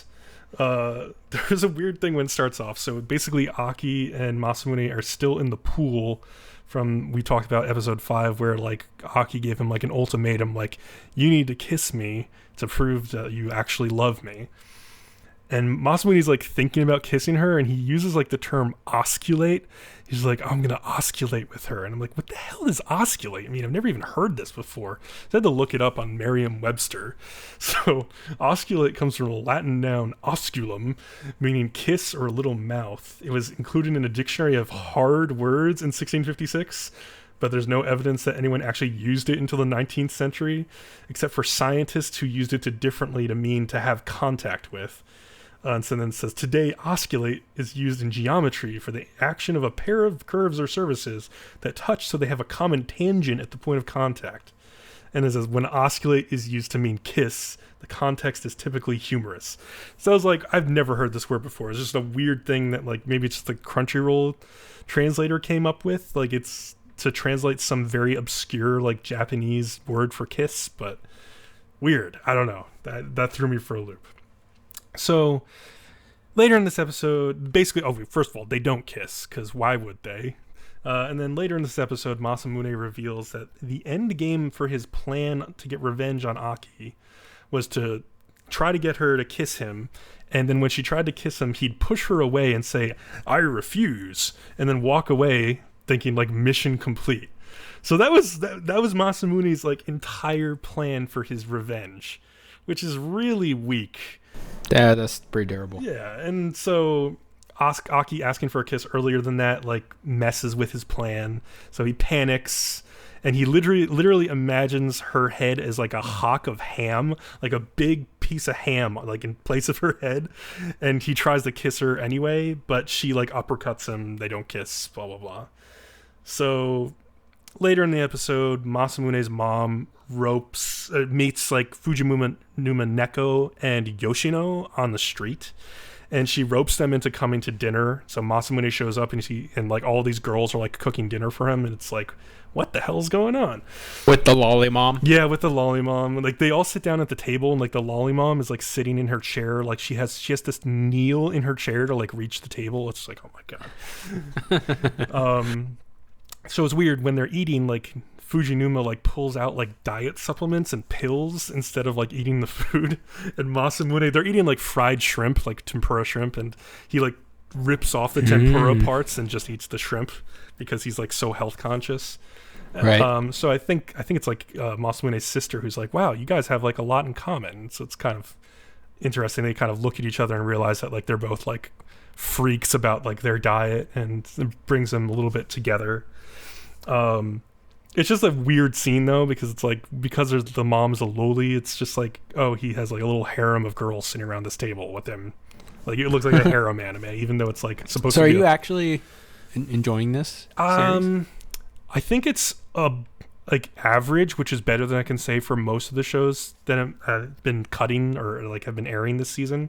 It's definitely not the best show this season, but it's not doing anything particularly wrong, except that it's really, really copying Nisekoi in a lot of ways. So if you've seen Nisekoi, like you might be like, oh, this is just repeating a lot of plot points that I saw better done in that show. I have not, but I've read the manga for both these. So oh yeah. So basically, and wrapping up that episode, like Neko finds an old picture of Masamune in his room that shows like he was a little fat kid. So she learns about You're that. a little fat kid. and shows that he was childhood friends with Aki. So I think she basically knows what he's trying to do now. And I'm assuming that she also had some kind of diet issues when she was growing up. I'm going to assume that she was also like a little fat girl when she was growing up, which is why she's like obsessed with taking like vitamins and diet supplements and all this stuff now, and obsessed with having like perfect looks. You're assuming this? Yeah. And then Masamune's mom... Should I ruin it for you and just say no? Okay, fine. Masamune's mom makes a comment at the end of the episode that's like, I never thought I'd meet Fujinomiya again like this. So it hints that the mom has met her before. I'm assuming that they knew each other as children now, but that Masamune doesn't remember this. So that's weird. That's also exactly like Nisekoi. And episode 7, move on to that like really quickly because it was a very short like episode it just flew by, and it was very generic beach episode. And we've had some like better beach episodes this season. Like I remember, Leo, you talked about Gabriel-chan like doing a beach episode in an interesting way that was actually funny. Yeah, because they used it as their entire punchline. I mean, the fact that they were even going to the beach was a great setup for some pre-jokes against Satanya in the beginning. And they just went with it from there, which is awesome, because usually I'm like, oh God, it's the usual beach episode. Yeah, this one was the usual beach episode. Like, so have you ever watched Toradora? Yes, but it's been so long ago, I don't remember anything about it. Well, there's an episode where they go to like a beach house and they like play at the beach, and then they do a test of courage at night in like a cave, and to like try and scare two people together into like making out, basically. It's like exactly what they do in this episode, except instead of going to a cave, they go to a haunted house. So like the whole plan is to get like Masamune is trying to get Aki scared enough that she'll like fall into his arms and like finally fall for him, and then he'll be able to reject her like he's gonna reject her at this point, please. But yeah, so it's just very generic. Like everything that happened in this episode I've seen in another anime before, so I just wasn't that excited by it. I'm still not cutting this show because I'm still interested in seeing where it ends up. Okay. I like some of the characters enough. Like I think Yoshino is kind of a fun character, the kind of crazy maid who is like behind the scenes trying to like force Masamune to follow through with his plan as he gets more and more attached to Aki. What's her motive? Her motive, seems to be that like she's like upset with the way that Aki has treated her as like as her maid, I think, or like as her assistant, and like basically she thinks that like Aki needs like a little bit of like a comeuppance, or also that Aki possibly just needs like someone to get her out of her rut of like hating all men and all this stuff. I don't know. So it's interesting. It's not like 100% clear what her perspective is at this point. It will become clearer as things move on, I'm sure. All right. Well, let's talk about a whole lot better show. Kuzu no Honkai. Scum's Wish. Man. So good. My notes for episode 5 start with, holy shit, so much stuff happened this episode. Because that episode was so jam-packed. Let me just briefly try to run through the synopsis. So in the opening of the episode, we have a flashback of Hanabi as a child. And she's explaining that her father left their family, but she refused to cry in front of her mother. Like, her mother was really upset by this. But like Hanabi like kept all of her emotions inside of herself, and she repressed her feelings until Narumi, who's, you know, the one that she's in love with now, came along, and like there's a scene where like he literally walks up to her and like her world was in black and white, and then everything is in color when he gets close to her. And she says, you know, I saw everything in black and white until he showed up, and then when he's there, now I see everything in color, which shows, you know, she was rejected by her father, and now he's. This show is so psychologically crazy. Yeah, it is. So she was rejected. She feels like she was rejected by her father, and basically Narumi takes that place in her head, but because he's not her father, this is what her fascination with him is. She is, and I'm gonna bring this up again later, she is her knight in shining armor. Yeah, and she has daddy issues. Yeah, which is what her problem stems from. I have a problem with dramas because they tend to ignore the psychological point, and they just throw stuff in there like it's supposed to make sense, and it doesn't make any sense to me. So I'm like, that's not how people would react to this and whatnot. Yeah. But Kuzu no Honkai, Scum's Wish is a drama, but it's also very, very psychological. I would say it's more psychological than a drama. And they actually get things like correct. Like, I wouldn't be surprised if the writer or writers actually has some type of background in this. I have a little bit, because I see so many things. I'm like, yes, that's how people would react. That's how they do react. The problem with other dramas is they just do an overreaction to go for the big wow or something. Yeah. And to me, it's so unbelievable. But this show is very believable. Yeah, I think what this show does is it presents us with very over-the-top situations for the characters, but then has them act like exactly how you would think that they might act given their personalities and their backstory. So that's why it rings really true when you're watching it. Yeah, which is why I'm enjoying this. Which is why if anybody knows anything about me, Leo, am enjoying a drama is because they're doing stuff very well. It's the only way I can enjoy it, and I'm loving what they're doing with this one. So it turns out that like Hanabi, when she was thinking about her father, that was all a dream, and she wakes up and she's still laying like naked next to Ebato, who is like had sex with her like the night before. She panics a bit. Who is my favorite character? Yeah, she's a really interesting character. And Hanabi like wakes up, and like Abato opens her eyes and like looks at her like really lovingly, and like you could see that Hanabi kind of like panics a little bit because she knows like what she's doing is wrong. She doesn't love Abato, like, so she's just letting her like kind of like use her. Yeah, but even Abato says, use me if you have to. I know. Yeah. God, we'll get into her, especially with next episode. Yeah, next episode. Later, well, she says it in this episode, but then they elaborate on it in the next one. Oh, yeah. Yeah. Later in episode 5, like Mugi sort of reveals that he's known for a long time that Akane, who he's like in love with, is like a total slut and can't live without men going after her. But the thing is that like thinking of her like this like makes him sympathetic. Like yeah, because he feels like she has to have a man lust after her, otherwise she's a lonely person, and that makes him fall for her harder. Yeah, And so he's like thinking about this and he's upset about it, and like he gets like really like hot and bothered, and he's like, I need to like vent somehow. So he decides to like call up his ex-girlfriend, and thinking that she won't even show up probably. He goes to like big boob, short hair. Yeah, he goes to a place where like he's just gonna meet her. But his surprise, she actually does show up, and she's like, wow, it's been a while since you've called me. Should we just cut right to the chase and go to a motel? And he's like, oh, wow. So they do.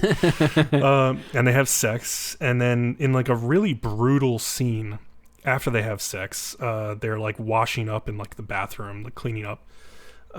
She's like, wow, that was the first time that we've had sex that you actually wanted to have sex.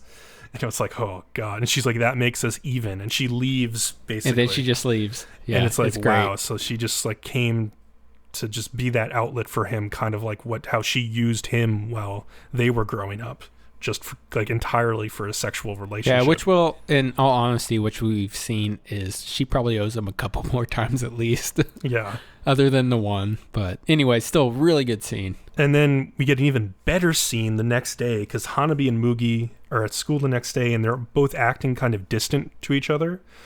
But they go up to the roof at lunch, and they start sort of like making out a little bit, just like falling back into their old routine. But they both realize that like they're still sort of in like a far off place. And halfway through, Hanabi asks Mugi, you slept with somebody else, didn't you? Like, just straight up asks him this, which, like, for an anime, I can't believe, like, somebody actually asked this question. And he straight up doesn't even try to play it off. Yeah, he says, like, yeah, I did. Yep. Yeah. I did. And he goes, I see you did, too, because he sees a little hickey on her and she's collarbone like, she's like, yeah, I did. And they both kind of, like, just, like, open up to each other, and they both say that they basically did it for the same reasons. Which, like you just said, for an anime, is just... yeah. Usually this would take, like, 3 seasons. Finally doing this. So it's becoming really clear that Hanabi and Mugi sort of think of each other as more than just friends, though. Like, they've had this like sort of arrangement, but it's getting to the point where they're getting really close to each other. They're confiding in each other, and they think of each other differently than they think of Etchan or of his ex-girlfriend. They finally spent so much time together. They've actually started to fall a little bit for each other, and they're both they're not sure what's going on, but they're feeling a slight twinge of jealousy a little bit. Yeah. And it's only a little bit, which is exactly what they were feeling, so they don't play on it too heavily, which is awesome. And now this is all still in the same episode. We get Narumi goes out on a date finally with Akane. And you hear like Akane's like inner monologue during the date, and she's just like so bored of Narumi. Like she's like just like doesn't even want to be there. He's not even her type. She's just literally doing this because like she wants to maybe like give some pain to Hanabi and like get back at her. And and she ends up over drinking in the process because she's like, this is so stupid. She's trying to cope with it. Yeah, and so they're leaving the bar, and she sort of trips, and Narumi like catches her in his arms, and he holds her there, and he accidentally trips up, and he says, I'm so glad you're okay, Hana-chan. So like he's thinking of Hanabi. And so Akane immediately catches this. She notices it, and she gets full-on interested in him again, because she realizes, there's something interesting going on here. Like, he actually really does like Hanabi. I can create even more pain and havoc than I thought I could previously. So she like kisses him, and she's like, why don't we go back to my place? And so they went to a hotel. Oh yeah, they go back to a hotel. Yeah, sorry. And so like they're not going to do anything. Like Narumi is just like sort of taking care of her. First, did he say Hana-chan? He did say. I missed that. He did say Hana-chan. Yeah, it was very quick. Oh, I missed that. But it was like very telling, and that's why her whole thought process changed at that moment. Oh, I thought it changed for another reason. Yeah. Oh, okay. Wow. Yeah, it's pretty dark. I can't. How did I miss that? Holy. It was quick. Yeah, like you really had to be paying attention. Yeah, and like I read in like discussion threads on Reddit afterward too. Like, and I was like, well, that's what I get for watching it at work, I guess. Yeah, but so like Narumi doesn't even know if she wants to do anything with her, but like she kind of guilts him into it by like saying, man, to think that like you like look at your own student like more lustfully than you look at me. And then he's like, to prove her wrong, he like goes in and kisses her. Oh, that's okay. That whole thing makes a little more sense now. Yeah, exactly. So she's just like playing with his emotions. And at school, at the very end of the episode, Akane passes by Hanabi in the hall, and she just whispers to her like, "I had sex with Kanai-san last night." And so cut to credits. And I was like, "Oh, damn, it's getting like ridiculous now." So you're like, why do I have to wait a whole week for episode 6? Yeah. So that's how episode 6 starts off, and yeah. So well, actually, no, it starts off a little differently. It does, but like it doesn't hit that point until the middle. That's true. They get into it later. Hanabi decides that she wants to start dating Mugi for real. She tells him, and she goes to and he agrees. He's like, okay, fine, let's give this a shot. And she then goes to tell Echan that they need to stop having their little lesbian relationship on the side, because like it's just, she really wants to devote herself to Mugi. Like, yeah, she's realized that she like really depends on him. She wants to give it a real shot. Yeah, and this is where Echan says, "So what? Use me anyways." Yeah, exactly. She refuses. And then you see Echan get a little like psycho possessive, like a little yandere. Yeah. Oh man, yeah. I'm just like, oh man, they could do so much with this. Ooh, I gave myself goosebumps thinking about it. It's so good. This is why she became my favorite character. Yeah, and like Hanami goes with one of her friends to the library the next day. Like Hanami ran off crying from that previous scene, and like the next day, yeah, and it's all about looking back and seeing what the reaction on her face was. But she's like, I can't do it, and whatnot. Yeah, and like Hanabi's sort of like ignoring Abato at school the next day, and she goes to the library with a friend, and Abato just like comes and sits down at the table anyway, and very specifically, so she acts like normally for a moment, and like Hanabi kind of smiles and thinks like, oh, she's trying to make things normal for me. She's trying to make it like not be a big deal, and I appreciate this. And then Abato puts her left hand on Hanabi's thigh under the desk and starts like running and like rubbing her like hand all over her thigh, and like, oh, she slowly starts working her way up for sure. And Hanabi starts to like panic a little bit, and she's like, but we can't we can't do this. And like Abato's like, but we can at school though, right?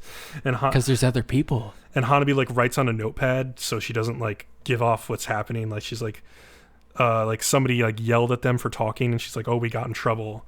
And then Abato just keeps like persisting, and Hanabi writes down, we need to be quiet at least. And then so like she just gives in once more. Like she just gives in to whatever Abato wants. Like she just can't stop herself, because it either like one feels too good, or two, she just feels so guilty. And then she even says like, she says to herself, I want you to forgive me, and I'm sorry for pushing such selfish desires on you. I deserve this punishment. So she's like viewing this as like a punishment.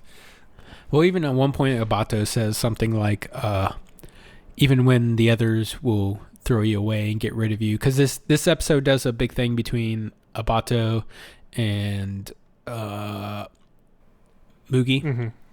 Because like Mugi at one point sees... why I hate names. Hanabi. Mm-hmm. And he's like, he wants to see her as that he can corrupt her. He wants to corrupt her. Yeah. At one point.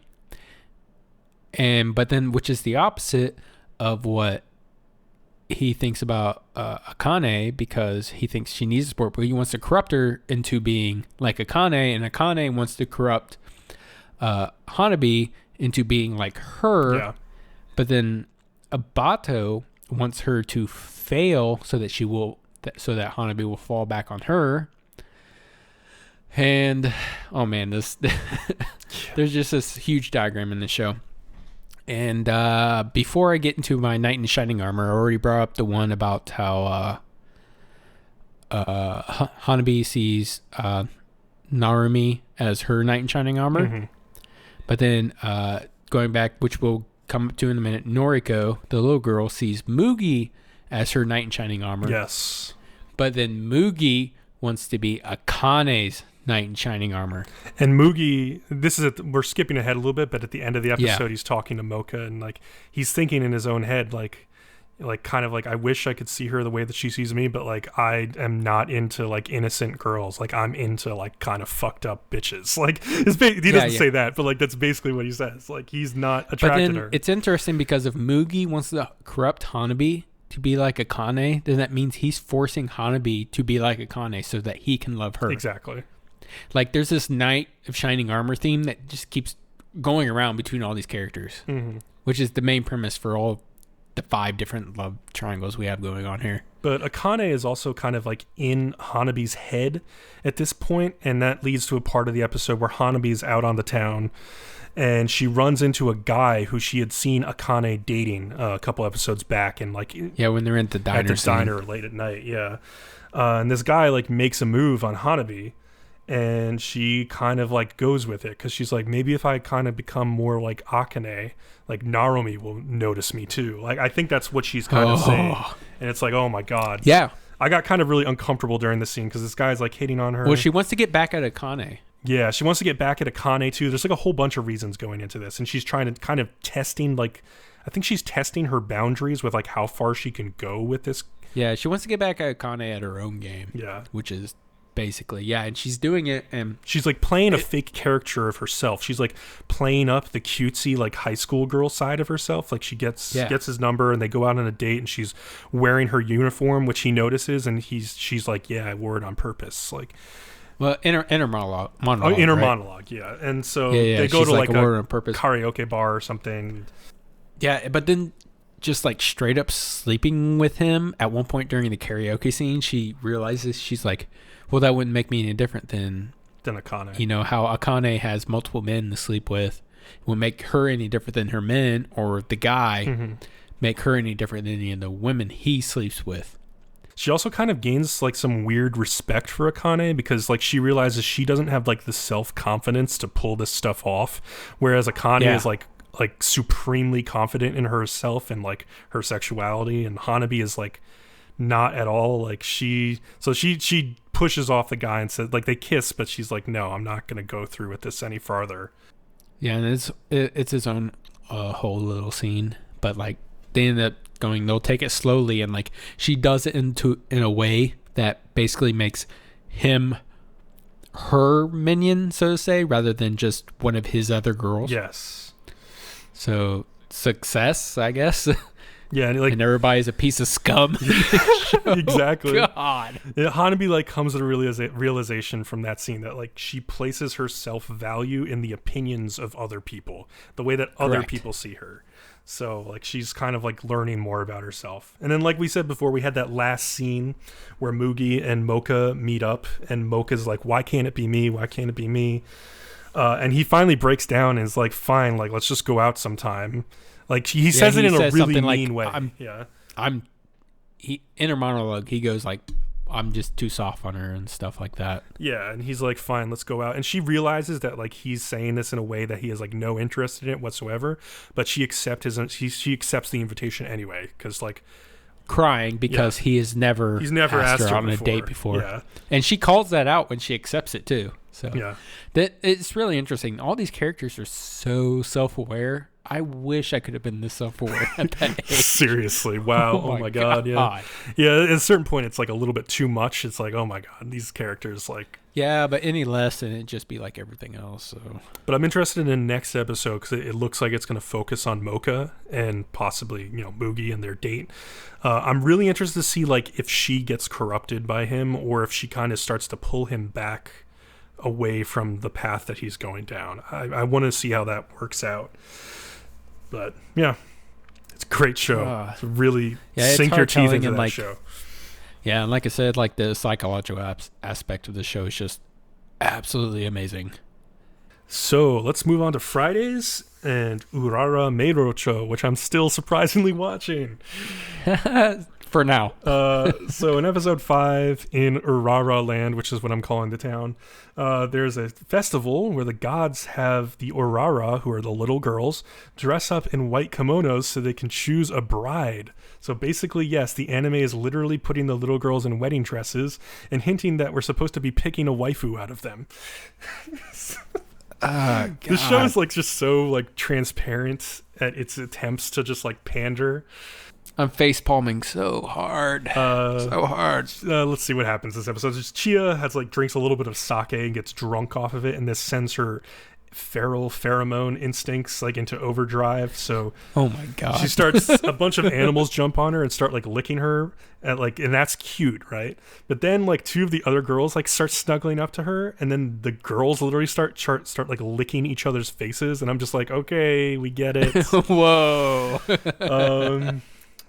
Basically, the interesting thing that happens in that episode is that like a god finally reveals itself to Chia. It's like a black sort of fox-faced god, and they speak, but Chia doesn't really remember because she's drunk off of the one sip of sake that she took earlier in the episode. So like the whole point of this is that the Urara are supposed to become in tune with one of the gods, who chooses them based on like certain attributes and whether they like them or not. And then they become more powerful in their fortune telling. But Chia still doesn't really understand what she's been seeing, and she's too dumb to figure it out. So basically the rest of the episode is she comes down with a cold, and everybody does the typical like taking care of a person with cold stuff, like wiping down their sweat and like giving them rice porridge, blah blah blah. And there's some cute scenes with that, but like it's just a typical taking care of a sick person anime episode. Episode 6, the girls go out and they want to find like boyfriends basically, and they don't find anybody. They find like this one guy, like because they got a fortune saying that they would like have like an encounter that day or something. They find somebody who they think is a cute guy, and they think is the person who's in their fortune, but it's actually just like the female like town sheriff person who they've known all along, but she's like dressed up and trying to follow them to keep them from doing shenanigans. Like Chia at some point in the episode talks about how like she loved touching Kon, who's one of the other girls' bellies in the previous episode, and how she wants to touch her in more and more places. This is kind of in the background. Some people might have missed that. God. And then Kon gets possessed by a fox spirit, and the girls have to find a way to send it back from being summoned. And basically Chia's way of doing this is because she's so good with animals, like she just like pets it under like its chin. I know if you've ever pet your cat under its chin, like it gets like really happy. So like the fox spirit like gets really happy, and then they just politely ask it to leave, and it does. It's just like a nothing episode. Like basically this show is good for if you just like little cute girl interactions with like an edge of too much sexuality with that. And I'm not into that thing. This is not my kind of show. I thought you totally were. Yeah, right. I must be wrong. The art style is good. Like, I think it's really solidly drawn. Like, there were some backgrounds, especially in one of the episodes, like in an open field, there was some like really well drawn like blades of grass that were like hyper detailed, like and like all the way through the frame too. Like, I was like, holy shit, this show like at certain times looks really good. Why are they wasting it on this? But yeah, I don't know. This is another one of my mid-season cuts. Like, I'm not going to continue. That's so funny to me that like you're like, why are these blades of grass detailed so well?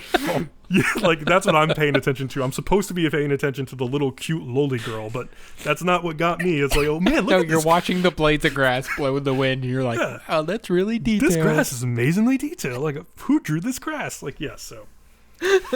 I need that guy. Clearly, this is not reaching my demographics, so we'll move on to another show.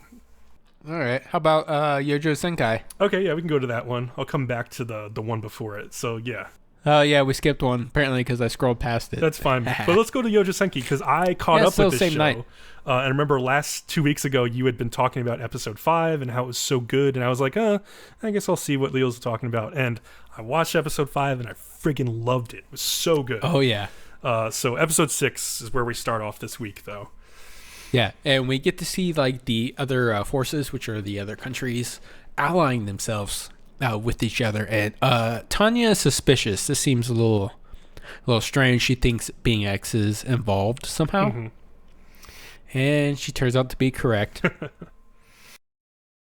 Okay, yeah, I couldn't remember. I was trying to think different episodes here, but they go out and they fight, and there's like this aerial battle scene.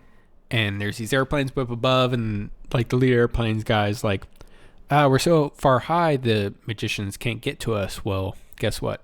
She can. She gets up there. She's standing on the front of the airplane, and they're like, what the fuck? And she could have just shot them, but then she just throws a grenade in the cockpit and jumps away. Yeah, which was pretty brutal. I was like, oh man, that's overkill. I liked the whole idea that the bombers were flying like above like the ceiling of altitude that like normal fighters or like normal mage fighters could reach, because that's a total like direct war tactic from like those times. Like bombers would just fly above the ceiling. Any aircraft. Yeah. But Tanya has special powers, so she can get up there and fight with them. Yeah, I mean, they're doing a whole play off like World War I, which is fine because everybody does World War II. Mm-hmm. So it's nice to see World War One. So I wouldn't. But anyways. Oh yeah. Well, like, if you have anything else to say, I have some stuff after that. So. Oh, after that, I was just going to go to the scene where Being X does show up, because she goes down. She wants to find survivors, and she goes down to find survivors, and then like there's no survivors, so she turns around to walk away. But then you see the snow stop, and she suddenly takes a notice. And then Being X starts stalking, and he reanimates one of the corpses. And she turns around and like shoots it real quick. And Being X basically confirms, he's like, yes, I'm the reason that all these countries are now getting together to go against you. Yep. Because he's a dick. Yep. So, okay, I noticed a couple fun things this episode. So, like, you know, this show has, like, kind of like Izetta the Last Witch did, like, weird kind of alt history names for the countries that are involved in the conflict. So I was trying to like piece together like where all of these things come from. So like I kind of assumed that's what they were doing, but I didn't look into it. Yeah, it's pretty simple to figure out, but I looked into the history of it. And so, well, first of all, in this episode, they're fighting on a territory called Dacia in the show, which is like southeast of like Austria-Hungary. It's basically in present day like Romania, located on the Black Sea. And I think they probably just took that name straight from the Roman name of that territory, and in Roman times, which was the name of the tribe was the Dacians, so the name of the country would have been Dacia or Dacia. So that's interesting. But then the other players are like the Entente Alliance, and that's a reference to the Triple Entente, which was a World War I agreement between the Russian Empire, the French Third Republic, who are called the Republic in this show, and the United Kingdom of Great Britain and Ireland, who are called the Allied Kingdom in this show. And of course. And the Triple Entente was to take on the strength of Germany and Austria-Hungary at the time, who were collectively known as the Empire in this show. So that's where all the players stand. It's all based on those World War I alliances and their names politically at that time. I thought that was kind of cool. And then the other thing I noticed was that I just love the way that Tanya motivates her like crack squad of mages. Like she like orders some like 25-year-old like whiskey or something. And she's like, this is awesome. Yeah, yes. She's like, whoever contributes the least is you have to pay for the whiskey, like post victory celebration. And so she's like, failure is not an option. She's just like such an old school like war commander straight out of like a US like propaganda movie or like Patton or something. It's so good. And the other funny, cute scene I liked was after the credits. Yeah, Tanya's complaining about like secondhand smoke, and like they're like, "What's secondhand smoke?" Because like they don't know at the time. Yeah, they don't know because she's from the future. Yeah, which is something I said in one of the earlier episodes where like she still uses her future knowledge, but then they just made like a quick little joke about it. Yeah, and it's funny because like you said, she walks into the war room. Makes the complaint about secondhand smoke. She walks into the war room, and then like two of the generals are just puffing on cigars, and then one other guy's just puffing on a cigarette. There's just smoke haze everywhere, and she's just walking into it, and she's just eyes twitching, and she's like, "Ah!" Yeah. So unfortunately, there is no episode 7 to talk about because the studio nut started to run into some production issues. And like I said, well, basically they're airing a recap episode this week. I actually skimmed through this episode, and it was just... I did too. It's just rehashing. It's just rehashing everything. There's no new. It wasn't a particularly good recap episode. And so like I wrote down, Studio Nut is starting to crack. which is terrible. And I want to be hopeful about it. I'm saying they're doing it so they can put more time and effort into the other episodes. Yeah, and since we can't talk about that, I just want to say one more thing about like episode 5 when I caught back up with that. Like, I just love the way that whole episode went with her like training that squad of troops to be like the ultimate like commandos and she just did it completely by accident. But now that she's like a child, because she was trying to get rid of them. Yeah, now that she's like a child leader, like commanding this crack squad, it reminds me a lot of the books that Orson Scott Card wrote that came after the Ender's Game, where they followed one of the characters in that book whose name is Bean, who's a very young little kid who is a brilliant military commander. And once the war against the aliens is over in Ender's Game, he goes back to Earth with a lot of the other little young kids from command school. They go back to their own countries, and then there's like a whole world war of like all of these nations like fighting each other because they believe they all have like a Napoleon on their side now. So Tanya reminds me a little bit of like some of those kids and the way that they get the respect of like the adults who are fighting under them even though they're young. I liked that. I just like that aspect. So this show is like a little Ender's Game, Ender's Shadow type thing for me now. So I'm loving it. All right. Yeah. I'm looking forward to the episode 7 and 8 before we do the next episode. Yep. But we can go ahead and move on to the next one. Let's go on to Fuuka, episode 6. Okay. So this one starts off with childhood flashbacks. Yes. So we can understand the relationship better and try to convince ourselves that elementary school kids can fall in love and hold it all the way to high school and not have a relationship with anybody else. Yeah, even though they're like far apart. Yeah. Bullshit. Give me your take on the first 5 minutes of this episode. Well, I had a relationship with a girl when I was in elementary school who then moved away to Georgia, and I never saw her again, basically. And I was dating other people by middle school, so I'll call bullshit too. Yeah, okay, makes sense. But oh my gosh. Yeah, we learned that Koyuki's parents got divorced. And that's the reason that she had to leave town. But before she had left, she had made a promise with Yu that they would play in their own band together someday. So that makes a lot of sense why she has like this she was doing like singing things or something, wasn't she? Yeah. But it must hurt in present day for Koyuki to see Yu fulfilling that dream now with Fuuka.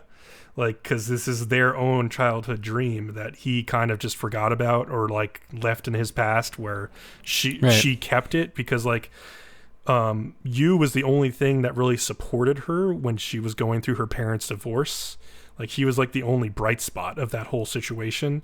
And so in that sense, I can see why she held on to that hope that like someday she would get back together with him. Whereas for him, he didn't understand like the full gravity was going on. He just saw that she left.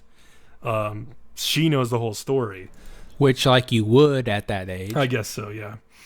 And another note about this episode, like the thing that I noticed the most is that there's a lot of rain in this episode, and I just loved the Foley work of like the rain drops coming down on like Koyuki's umbrella as they're standing outside. Like, it just sounded super good. Like, the one thing this show nails entirely is the soundtrack and like the sound design of everything. Sounds fantastic. Whoever's working on it is doing a great job. Yeah, there's other things I don't like. I don't like. We already know I hate watching this. Yeah. But of course, yes. Let's take the two main girls and have a bathhouse scene. Oh, Jesus Christ. Yeah, Fuuka meets Koyuki on the street, and she just got splashed by like a truck that came by, and like yes. And so she's like, "You need to come to my bathhouse." Yeah. That's not open, so they get it to themselves. And so they're both naked, and like Fuuka's like washing her, and like. To be fair, it's slightly justified because Fuuka's family actually owns a bathhouse. It's not really justified for her to be like washing her. I mean, like, I don't know. I mean, it's just. I do take some positive things from this scene. It was fairly tame, to be honest. Like, yeah, it was tame. Fuuka does, not Fuuka. I'm sorry, Koyuki, Hinashi. Who are we? What name are we going by? I think Koyuki. I don't know. Okay. Koyuki does recognize Fuuka as a love rival. Yes. Because she's one of the only people in this show with any fucking brains.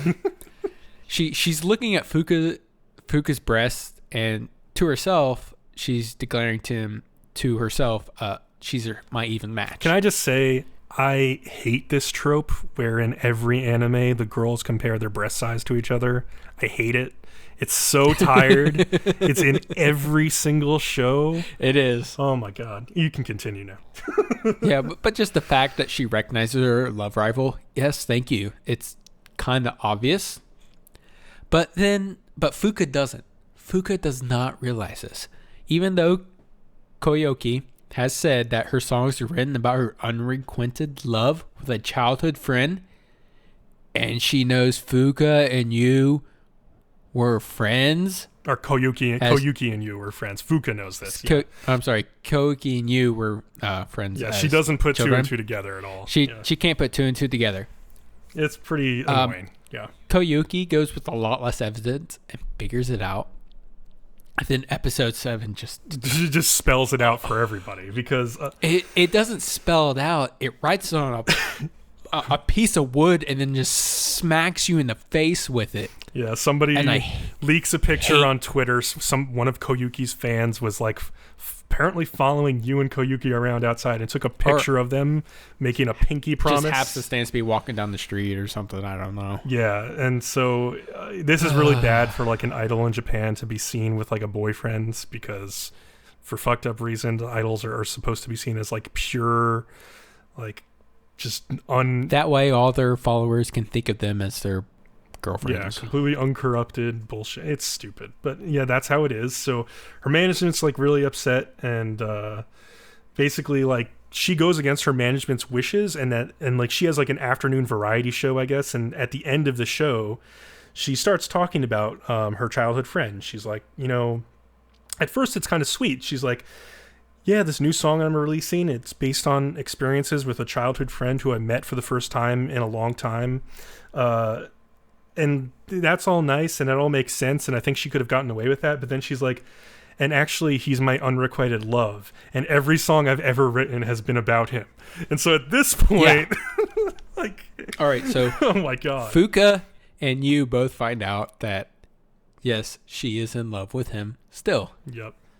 And everybody else in the world finds out too. All of her fans are probably flipping To me, out. this is just bad writing. You just have to spell it out like that. Yeah, that's pretty dumb. That Fuuka had like almost no indication beforehand is really dumb too. So like talk about losing your entire idol fan base in like 5 seconds. I was actually wondering if like people would see this as like a super bold PR move in modern day Japan, or if they'd be just super pissed about it. I don't know which way it would go. I think it could go both Probably ways. a mix of both. Yeah, you're definitely going to get some PR about it. But I laughed, and not in a good way, at the end of this episode because it ends with you saying, I can do anything as long as I'm with my friends. Oh, yeah. I almost thought I was watching a Bleach or Naruto episode. Gag. I was just like, we do this. They do this. This is not a shonen show. Why are we doing this? Yeah. So basically the episode ends with like you and Fuuka are finally going to put on their like concert like with their band. There's a ton of haters. Yeah, but there's a problem is because Koyuki came out and said this, and like it's all around Twitter, and everybody, and, like all of her fans are like now going to come to this show to protest the show. So that's how episode 8 starts off. And so episode 8 is ridiculous. So episode 8 starts, the concert's about to start. They come out on stage, and like some guy in the crowd throws like a beer bottle at Yu's face. But he blocks it with his bass guitar, so it breaks his bass guitar neck open, and then when the bottle shatters, it blows. Yeah, the bottle shatters, and then a piece of the bottle like cuts like his head open too. Like, so it's just like really ridiculous. All right, I know Japan is way less violent than us in America, but if that would even happen in America, teachers, staff, and everybody would completely shut that place down. Yeah, this is at a school. This is at a school in Japan. No way. No. This show was over by the first time somebody was like, "Fuck you, you're with her or whatever." Yeah. Done. So Oh God. So what's her name? His sister, like older sister, steps in and like grabs that guy by the arm, or grabs another guy by the arm who's about to throw another bottle and like slaps him. And then I think that's Hibiki. Then he grabs her and he's like, "Hey, we got his sister here. Everybody, like, let's do something with her." It's like, what? They're gonna like molest his sister? Like, this is getting so out of hand. And then so Koyuki is there. She's in disguise. She undisguises herself and she says, like, if anybody needs to apologize, it's me. And then like her fans surround her and crush her. Like crush her. Like nobody can actually talk to her because she's like in this mass of people. But then so Fuuka's like, okay, we got to start the performance to like get the like attention off of everything else. So they start the performance and well, first of all, they kill the light. Somebody kills the lights. This is the funniest part. Yeah, they kill the lights, and then apparently Koyuki, because the lights have been killed, is like invisible now. Nobody can see her. Well, everybody stops because they're like, "What's going on?" Then I guess the bassist from what was it, the Hedgehogs or whatever. Yes. He replaces the bass guitar, the bass guitar, and then they hit the lights back on. They start playing, and then they win everybody over suddenly. Yeah, they give the performance of a lifetime. Fuuka sings her ass off. It's great. Yeah, then Fuuka invites Koiki on stage, and they do a duet. Yeah. Well, it's interesting because they sing in unison. I thought that was actually it's not quite a duet. It's a whatever the word is for that. Yeah, instead of singing in harmony, they just sing the same melody line. What was interesting about that is that it said to me that neither of them want to be like second best. Like neither of them want to be second place either as singers or in Yu's hearts. Like they both want him like equally. So they're not going to like be the harmony to the other person's melody. So okay, I like that. And the performances were really good. Like the music in this show is super like fun. Yeah. The music in the show has always been good. Like guitar parts are great. The drums are great. It's like, God, I just want more music out of this show. But yeah, it was seriously over dramatic. And but then Koyuki loses her singing voice because of emotional problems that they don't really touch upon. Yeah, this is where it gets even more over dramatic. Yeah, she loses her voice. We're just supposed to understand she does. She goes then she goes on hiatus and cancels all her concerts and won't respond to Yu's calls. And like he eventually gets through to her one time, and she's like at a beach, so he hears like the ocean waves through the sound of her phone, and somehow in all of Japan he's able to track down where she is. And find her. He like takes a train to this beach, and he expected that she would be there. And she says like, "I'm sorry for loving you," and like he hugs her, and that's how the episode ends. It's like, Jesus Christ. Like this show is so ridiculous. A buddy at work says he reads the manga, and he says there's a huge twist that's coming up, and he says it's great, but he also says it doesn't get any better after that. So yeah. I just want to see what this twist is, and then I'm not a drama fan in the first place, and I just think this one just does so many things wrong. So the next show, I'm going to go back a little bit. We'll go to Seiren. I'll get through this pretty quickly because these episodes were not that interesting. This started off the first new 4-episode arc, kind of like with One Room. The girl in this arc, her name is Mia Mai. I think I pronounced that wrong. Mia Mai. She is a gamer girl. So she becomes friends with Shoichi because he and 2 of his friends are playing like a PlayStation Vita game called Love Deer. And so the whole idea is like you raise your deer and like make it more powerful, and then you can like trade different things back and forth with your friends. Like an actual deer? Basically, yeah. And like the deer like fights things like it's a little RPG kind of thing. I don't know. Awesome. It's like Fire Emblem Heroes with deer. I don't know. This is Deer-kun. He's going to kick your ass. Yeah. The deer thing is like a throwback to some stuff that happened in Amagami SS, which is like the old series that relates to this one. So that's where that's from, but it's kind of weird anyway. So anyway, they go to karaoke and she sings like these otaku songs, which the guys like.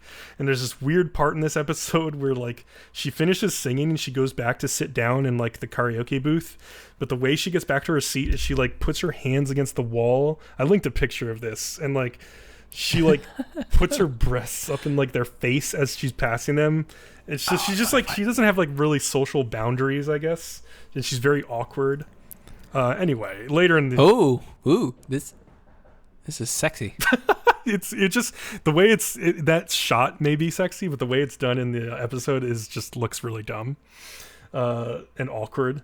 So they switch to a new game when they get tired of Love Deer, and it's called the Millie Bun. It's like a military game where everybody's like bunny rabbits. So Miyamai's in-game character model is a really sexy bunny. So one of what's his name? Shoichi's friends is playing the game with her. They're all playing together. It's like a multiplayer local game. And he gets killed trying to get a close-up look at her, like at her character's crotch. And like it's like an in-game character model, and he's trying to like get up close to her and making them both fall off a bridge. And for some reason that makes them like fall in love with this game. And so they just keep spending a lot of time playing games at school at the bottom of this like staircase in the school where like nobody can find them. And like Shoichi decides like he's going to buy Miyamai a chair so she can sit there. It's like this is the romantic thing that he does for her, is like he buys her a chair, which is okay. He could just find an extra one from somewhere in the school, the classroom. That seems unlikely to me. But anyway, Miyamai makes a handheld charm of like her character in the game, and she gives it to Shoichi. And then later they go to the arcade, and Miyamai tells Shoichi that she used to play a Gundam type game called Galgus, but she had quit playing this in middle school because she regretted playing so much. Like it was bad for her relationships, was bad for her schoolwork. But again, they just ignore this and they just play the game together against a couple of kids. They win, and she gets like, it rekindles her enjoyment of the game, and they decide to be like partners. And after the game, for some weird reason, Shoichi gives away the charm that Miyamai had given to him to one of the random kids they beat, so he doesn't feel bad. And it's just like a weird thing, because it's like this is like a romantic thing that she had just given to him, and he just like gives it away immediately. It's just weird. And then the final scene ends with Miyamai like taking a bath back at her house. And it turns out that there's some older guy like living with her, and it's unclear whether it's like her brother or if like he's just trying to walk in on her in the bath or something. It's really strange. But anyway, moving on to the next episode, as it always should be. Yeah, this episode was pretty boring except for a few moments. This is episode 6. Like Tsuneki, for the girl from the first arc, makes a reappearance in this episode to challenge Shoichi and Miyamai to a game of Gusgal, which is that Gundam fighting game. And it's dumb. Like she's there with like her like little brother or something like playing, and I don't know, they kind of like just go back and forth, and they all have to run away from the arcade because like one of the high school's like disciplinary committee members shows up, and apparently the high school's like disciplinary committee can say like, hey, if we catch you at an arcade, like we're gonna suspend you from school. Like that seems like pretty like overreaching authority of the school, but apparently it's school rules that like you I've seen that in other anime before. I guess so. I mean, that seems ridiculous. I mean, unless they're like supposed to be at a club or supposed to be at school at the time, like this is like after school time. Like why would, I don't know, it just seems strange to me that they would be able to like overreach like that. But anyway, they go to a cafe, Shoichi and Miyamai, after they run away, and they're playing more of Love Deer, and there's a weird event that comes up in the game because Miyamai's deer has leveled up enough that she can mate with somebody else's deer. And so she asks Shoichi if she wants to mate with her deer, and like he gets like really flustered because she's like, do you want to mate with me? And he's like, I don't know. It was just like so stupid. So like they get their deer to mate together, and like it's ridiculous. But I don't know. I honestly feel like this series has gotten pretty boring and kind of generic. Like Miyamai, as weird as she is just like not carrying this arc the same way that Tsuneki was in the previous arc. Like I liked the first arc, except that it ended really badly, and this arc I'm just not really into it that much so far. And so especially with a show like this, where if it's like four episodes about like one girl, and then 4 episodes about the next girl, if the girl isn't interesting and the main character isn't interesting, then it's a bad arc. But I'm not going to drop this show yet. I want to see the next couple episodes. I want to see how this arc ends. If it ends badly like the first one is, then I'm just out. But we'll see. But yeah, let's move on from that and move on to a much, much better show, which is Shouwa Genroku Rakugo Shinjuu Season 2. Yay, more talking from Bcom. Oh my god. So this this show really picked it up. Like, I was slightly underwhelmed by the first 4 episodes of this season. Like, there were some crazy things that happened, but I think a lot of it was just building up. Episode 5 is pretty good. Yotaro, well, first of all, episodes 5 and 6 contain 2 of the best Rakugo performances from the entire series. In episode 5, Yotaro is going to go perform a performance called Inokori at a family performance with Yakumo. This is a family performance, is a huge performance where 2 members of the same Rakugo family go and show what they're capable of, basically.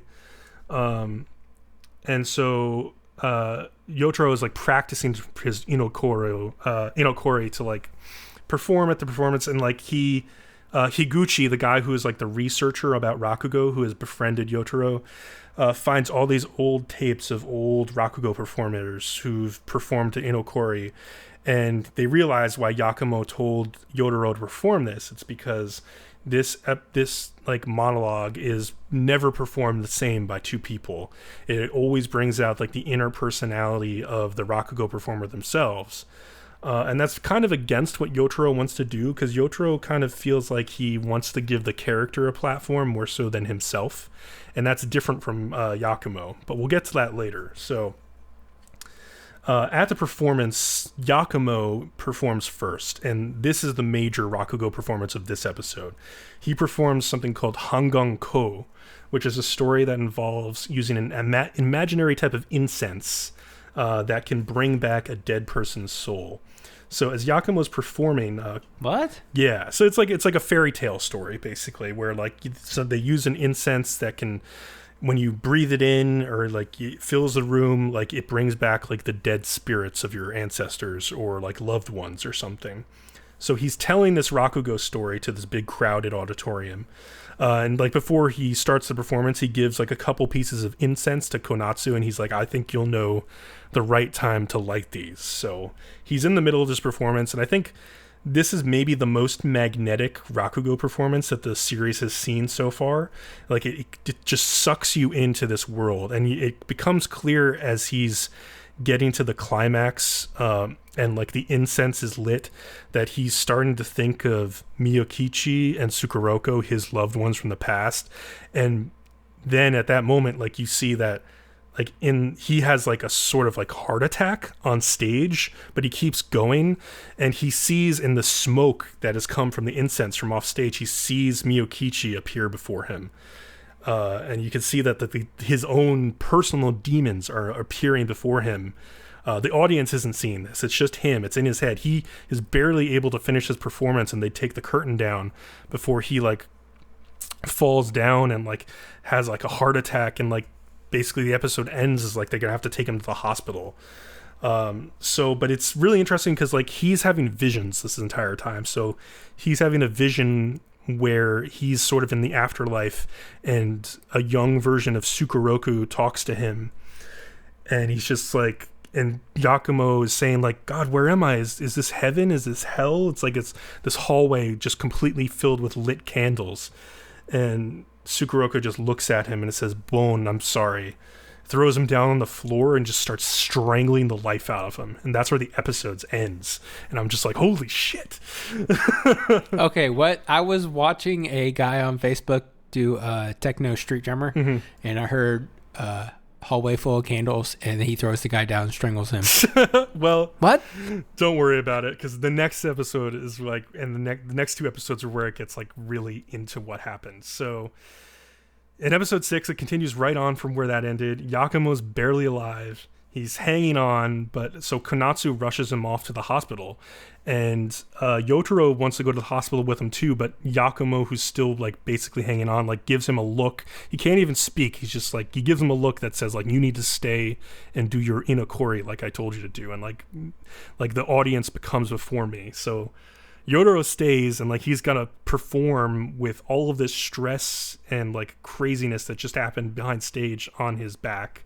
So I have no idea how this performance is gonna go, but Yotaro does an amazing job. He gives like an unbelievable performance, and it's like maybe the second or third best performance of Rakugo in the whole series, and he totally inhabits the character rather than putting his own personality on the stage.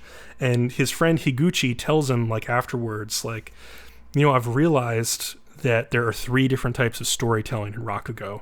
There's the type of storytelling that Yakumo does, where he's just unbelievably technically skilled, and he uses it to express his own feelings and just get his own feelings out there, and that's his storytelling style. Sukeroku, who's passed away, his style is to just make all of the characters into his own different aspects of his own personality. So it's all his own personality over like what the characters should actually be, and he's just so charismatic that he pulls it off. And then Higuchi tells Yotaro, I've discovered that your storytelling talent is to just completely take a step back from, like, remove yourself from the situation and just present these characters as if you're actually becoming those people. And so it's like a magical like thing. It's a magical ability, and it allows the audience to just really experience the story and get sucked in. So basically, Yotaro has finally found his own kind of Rakugo. And so Yakumo wakes up from his coma. He's actually okay. Like Konatsu and Yotaro are freaking out, and Konatsu is saying like, this is like the most crucial part of our lives. We have to take care of him. Like he's done so much for us. Yotaro later in the episode speaks with the theater owner of the Rakugo theater. And he has government officials basically saying that like they need to tear down the theater and rip it apart and build it back up to earthquake standards, because it was built sometime during like the Taisho era and it's like falling apart. But the owner is saying like, God, this place has so much character, and there's so many legends of like Rakugo have like walked through here, and like the ghosts are in the walls, and like if I tear it down, it'll just be like a rehash and a remake. But anyway, the episode ends because when Higuchi finds that, or he tells Yotaro that he's found an old videotape of Sukeroku and a performance that he did when he was still alive. And they want to show it to Yotaro. So then, okay, let's finally get into episode 7, because this was a huge turning point for the series. Konatsu starts out speaking with Yakumo at the hospital. He's okay, he's up from his coma now, but he's sort of unable to speak the way he was before, so he can't perform Rakugo, and he always thought that like the worst thing that would ever happen to him were things that happened in the past, and now that he realizes he can't like perform Rakugo, and that's been taken away from him when it's been such like a bedrock for him throughout his life, he's kind of like panicking and he's upset, and Konatsu's kind of like always been sort of pissed at him, says like, well, this I guess is just karmic retribution. But we'll find out later in this episode that maybe Konatsu's ideas about Yakumo aren't exactly what she thinks they are. Because Yotaro, Higuchi, and Matsuda go to a hot springs town to watch the old video that they found of Sukeroku and also Yakumo's performances when they were younger. And it was really cool. Like they show it on like a projector, and it's like black and white film, and you hear the reel running, and they watch Yakumo give a performance, and he's so happy, he's so energetic, and he's so into the Rakugo. This is like clearly from a time when he was happier. And then they show Sukeroku's performance, and it just blows them away. It like makes them cry because it's so emotional, and it's Yotaro's like hero basically, and he's finally seen him for the first time. So they all go to after this, they're all very emotionally moved, and they decide to go to the grave of Sukeroku and Miyokichi, because they're in the town from like the first season where they like killed themselves. And it's at the grave, they're standing in front of it, when Matsuda-san decides to tell the true story of how they died. And this is a huge revelation, because the entire first season was Yakumo himself telling Konatsu and Yotaro like a story about like how he perceived the events to go, but he was clearly hiding some things because he didn't tell the truth about how Tsukuroku died. Tsukuroku was stabbed by Miyokichi. And then Konatsu came running into the room as a little girl, and she got really angry with her mother and started pushing her, and they were on the balcony, and she and like Miyokichi in her like just like complete at a loss started to fall over the balcony, and then the stabbed Tsukuroku jumped up to try to save her, but they both went tumbling over, and Yakumo was only able to like save Konatsu by grabbing her and picking her up. And the reason we know this is the true account is because Matsuda-san was actually there. He was in the hall and he watched all this happen. Konatsu doesn't remember because she was a little girl, and like at the time this was so emotionally intense that she just blocked it out of her memory as soon as it happened. So she's been going through this in her entire life, blaming Yakumo for killing like her mom and dad, or being the one who killed them, when really it was like Miyokichi who started this whole situation. So it's just like it just puts a whole damper on everything that's happened, and it tells you that like the first season was coming from an unreliable narrator. So it's just amazing. Like it's just, this show continues to have like these twists and turns that are just beautiful, and these amazing emotional moments, and like there's nothing like it right now. So let's continue on. Yeah, so it sounds. So going into Saturdays? Yeah, so we haven't been talked about this past couple weeks, but I finally caught back up with March Comes In Like a Lion. This is also a really great show. I'm not going to spend too much time on it because I watched episodes 7 through 17, so there's no way I can catch you up on all of that. But I'll just say one episode that I really thought stood out was episode 10. And it's Ray is in a match against a man who is about to go through a divorce and who drinks when he loses and doesn't try hard enough. And so like Ray wins the match and the man leaves and he's upset, and like he leaves behind a Christmas present that he was going to give his daughter. And so Ray goes to like run and track him down, and like he goes to give him the gift, and the man pretends like, oh no, that's not mine. And Ray's like, no, I know it's yours. And like he like forces it on him, and he like angrily takes it and like walks away to go like drink himself to death, basically. And then so like Ray starts like running back home, and he starts thinking about it, and he starts running and like sprinting, and he gets like all like emotional, and then he finally comes to a stop, and he just starts screaming basically at nobody and nothing but out into the air. He's just like if you're his whole life is like based on being a shogi player, and like it's the only thing he has. Like he's lost his parents, like he has lost his foster family because he had to move out. The only thing he has is shogi. So he's like, don't complain to me that like you didn't practice hard enough, you didn't try hard enough. Like it's not my fault that all you people are weak and that I'm stronger than you. It's like he's finally letting all of his emotions out, and it was like a really intense scene. It was fantastic. And just in general, this show, best animated show of the season. Shaft is doing an unbelievable job with it. Like very different animation styles that all depict incredible like depths of emotion of all the characters.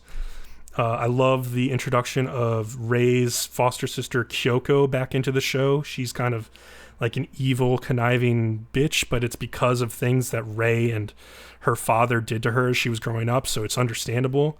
And it's just interesting to see how like Ray is trying to piece back together like his foster family and his life while learning lessons from like the three sisters that he spends time with. And it's just everything's really coming together with that series. It's kind of in the middle of a tournament arc right now. They've also been doing a lot more of explaining what shogi is and why it's a great sport. So I would highly recommend starting to watch that series and picking back up if you haven't been watching it. It's fantastic. Yeah. So finally, last show, interviews with Monster Girls. Well, last show for Saturday. Yep. Well, no, it's the last show of the season. Damn. I can read. Ha! Yeah, I had to scroll down. Somebody wrote 24 pages of Google Notes. Yeah, well. So I'm sorry. Indeed. I had to scroll. Oh, man. But anyways, episode 5 of Interviews with Monster Girls. So it's entitled Snow Woman-chan is Cold. Bcom has lots of problems with her being naked in the bathtub, which they don't emphasize at all. Yeah, it was just like a little too much for me. It was like okay, we get it. Like, she was naked last episode. She's still naked now. Like, can we get past this now? Like, come on. It's an outline. Yeah, it's fine. Sitting in her coolant water. It was weird colored water. You got to give me that. Yeah, but her whole problem is she's afraid of her own powers, and then that if she gets scared or something like that, she creates too much cold, which it turns out it's just her sweat that freezes because she was in the bathtub one time. I see how people had problems with this. He didn't really, the teacher, whatever his name is, Tetsuo Takahashi, he didn't make her nervous. If anything, he made her empathize with the Snow Woman in the stories, and that in turn made her sad, which is how he got the reaction he needed when they had her feet in the foot bath. So the emotion you're going for is sadness, not nervousness here. I thought she was getting kind of like afraid of the story because of like what it meant for her, but it could be both. Yeah, it's sadness. It's not nervousness. That's what they're going for. But anyway, like, he proves to her that like she had an emotional reaction which caused the ice to come out of her feet. It wasn't something that would hurt. Which was her being nervous and sweating. Yeah. And it was the sweat that froze. And it wasn't like a super powerful thing that would hurt anybody, so she can feel better about being around people now. Yeah, she's never going to freeze anybody to death. She's just going to, like the Snow Story said, she's just going to let off tiny ice particles from herself in a hot bath. And that's it. Yes. That's the extent of it. But in either case, it was a huge burden off of her shoulders to hear that. Yeah. It helped her so much. And one of the other things that I loved about this episode was Hikari chewing on Machi. Yeah, that was really cute. She's just like, I know, it's on like, my teeth it's on itch. Yuki, I'm like, Yuki, not Machi. It's on the Snow Girl. Actually, maybe she munches on both of them. She's munching on everything this episode. Oh yeah, I'm sorry, she chewed on this. It's kind of like she's like a vampire, so she has like times where she needs to like teeth, like she's just teething. Apparently. And so like she just like takes their arm and like a corn on the cob or something and just like munches on it. It's really funny. She makes a really funny noise like kaji kaji kaji kaji. Yeah, and she does it to her sister also. Yeah, which is really funny too. Yeah, I liked that scene because her sister's like reading a book and she like holds out her arm and then she starts nomming on it and she's like, "Can you turn the page, please?" Turns the pages for her. Yes, it's a great. That was cute. And then I noticed in episode 6, like in the OP, because things had gotten cleared up with Yuki last episode, they changed her scene in the OP. So yeah, see, I always skip. I watch the OPs once and the EDs once unless I really, really, really like them. So, yeah, I occasionally skip. It depends that. If I have like time or if I'm just like rushing to watch. But like I watched this one and I did notice that. So it was like, yeah, she was like much more confident feeling in this OP. So this episode has Takahashi eating dinner at Hikari and Hamari's house. He meets her home visit. Yeah, it's a home visit. He meets her parents, which is kind of unique because you never meet people's parents in anime ever. Usually they're on like indefinite business trips. Or if anything, they get a body but no face. Yeah. So it's interesting because it's clear that like the parents have struggled a bit in raising Hikari, but they're still really good parents. And they like work together to get it done. And I liked that like when they're discussing this in the scene, like it shows close-ups of like their wedding bands to show that like they're united and taking care of her, and just really good cinematography in this episode in general. Hikari and Hamari though, when they're at home, they just like scream at each other like endlessly. Like their father is like a saint, because I swear to God I would just put that shit to an end immediately. But he just like lets it go on. No, but really funny part of that scene is she's the younger sister of Hikari, and she says, she always gets away with everything. Parents get away with everything, but she turns to the teacher and she's like, "You have my blessing to be strict and not coddle her." Yeah. It made me chuckle. I was like, "That's amazing." Thanks for your permission. Because really, she's the only one who's even hard on her, makes her, try to be a better person or things along those lines. That's true, yeah. So the thing that comes out of this is because Himari's like a little bit pissed off at Hikari after that whole thing, is that the next morning Hikari asks her to help do her hair, to put it up in those like little cute like bear, like almost like bear ear, like Japanese bear ear buns. Yeah, some little triangle things, whatever's going on there. And she's like, no, I'm not going to help you today. Like, and so Hikari's like, no, wait. And so, but Himari goes off to school, and then like she finds out that like Hikari's like not at school, and like she talks to Sensei about it, and she's like, yeah, I don't know, I just don't want to help her. I need her to make her become more independent. And he's like, well, maybe the reason she asks you to help her is because she can't see herself in the mirror because she's a vampire. Vampire lore. Yeah, and so... But she clearly knows that's not it, but she panics. Well, she panics because like she thinks for a second, maybe I did something horrible. And I liked the imagery of her as she's running down the hallway towards like to find Hikari. Like you see her reflection in the window, so it's like she's thinking about reflections, and like the cinematography is showing her like reflection. I thought that was like a nice touch. And then she finds Hikari, and Hikari has her hair done. She's totally fine, and she can see herself in the mirror too. It's like she's just like had the complete wrong idea. It's like, yeah, don't you remember? And like she realizes she knew it in the end. Yeah, too. Don't you remember? Like every day you fixed my hair, like you saw me in the mirror. Like, so yeah. And then there's I thought that was kind of dumb in a sense. Yeah, I guess so. I mean, it was a nice like little thing about like just sisters caring about each other, you know, looking out for each other. The last scene was kind of weird.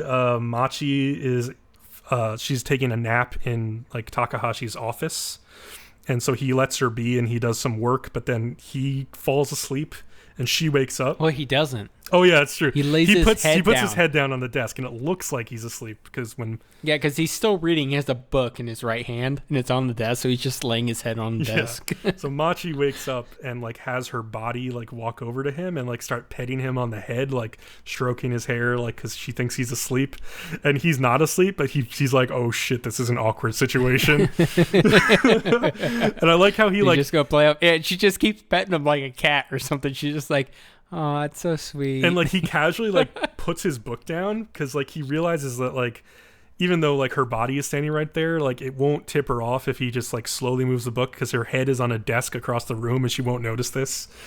So, but then like Hikari's dad comes to pick up Machi, and like so there's another added aspect because like now there's like the student's father is in the room too. So he has to just like pretend to be asleep for this whole scene, and it was just awkward and funny. I don't know. I kind of just wish things that would start developing more between Takahashi and Sakie, the succubus teacher. Oh yes, definitely. Because like I've had sort of enough of like just this like side stuff with like the students. I want to see more of Sakie. But yeah, that's where we end up with Monster Girls. Yeah, because they're the only two relationship that's actually worth it or right. Yeah, so to say.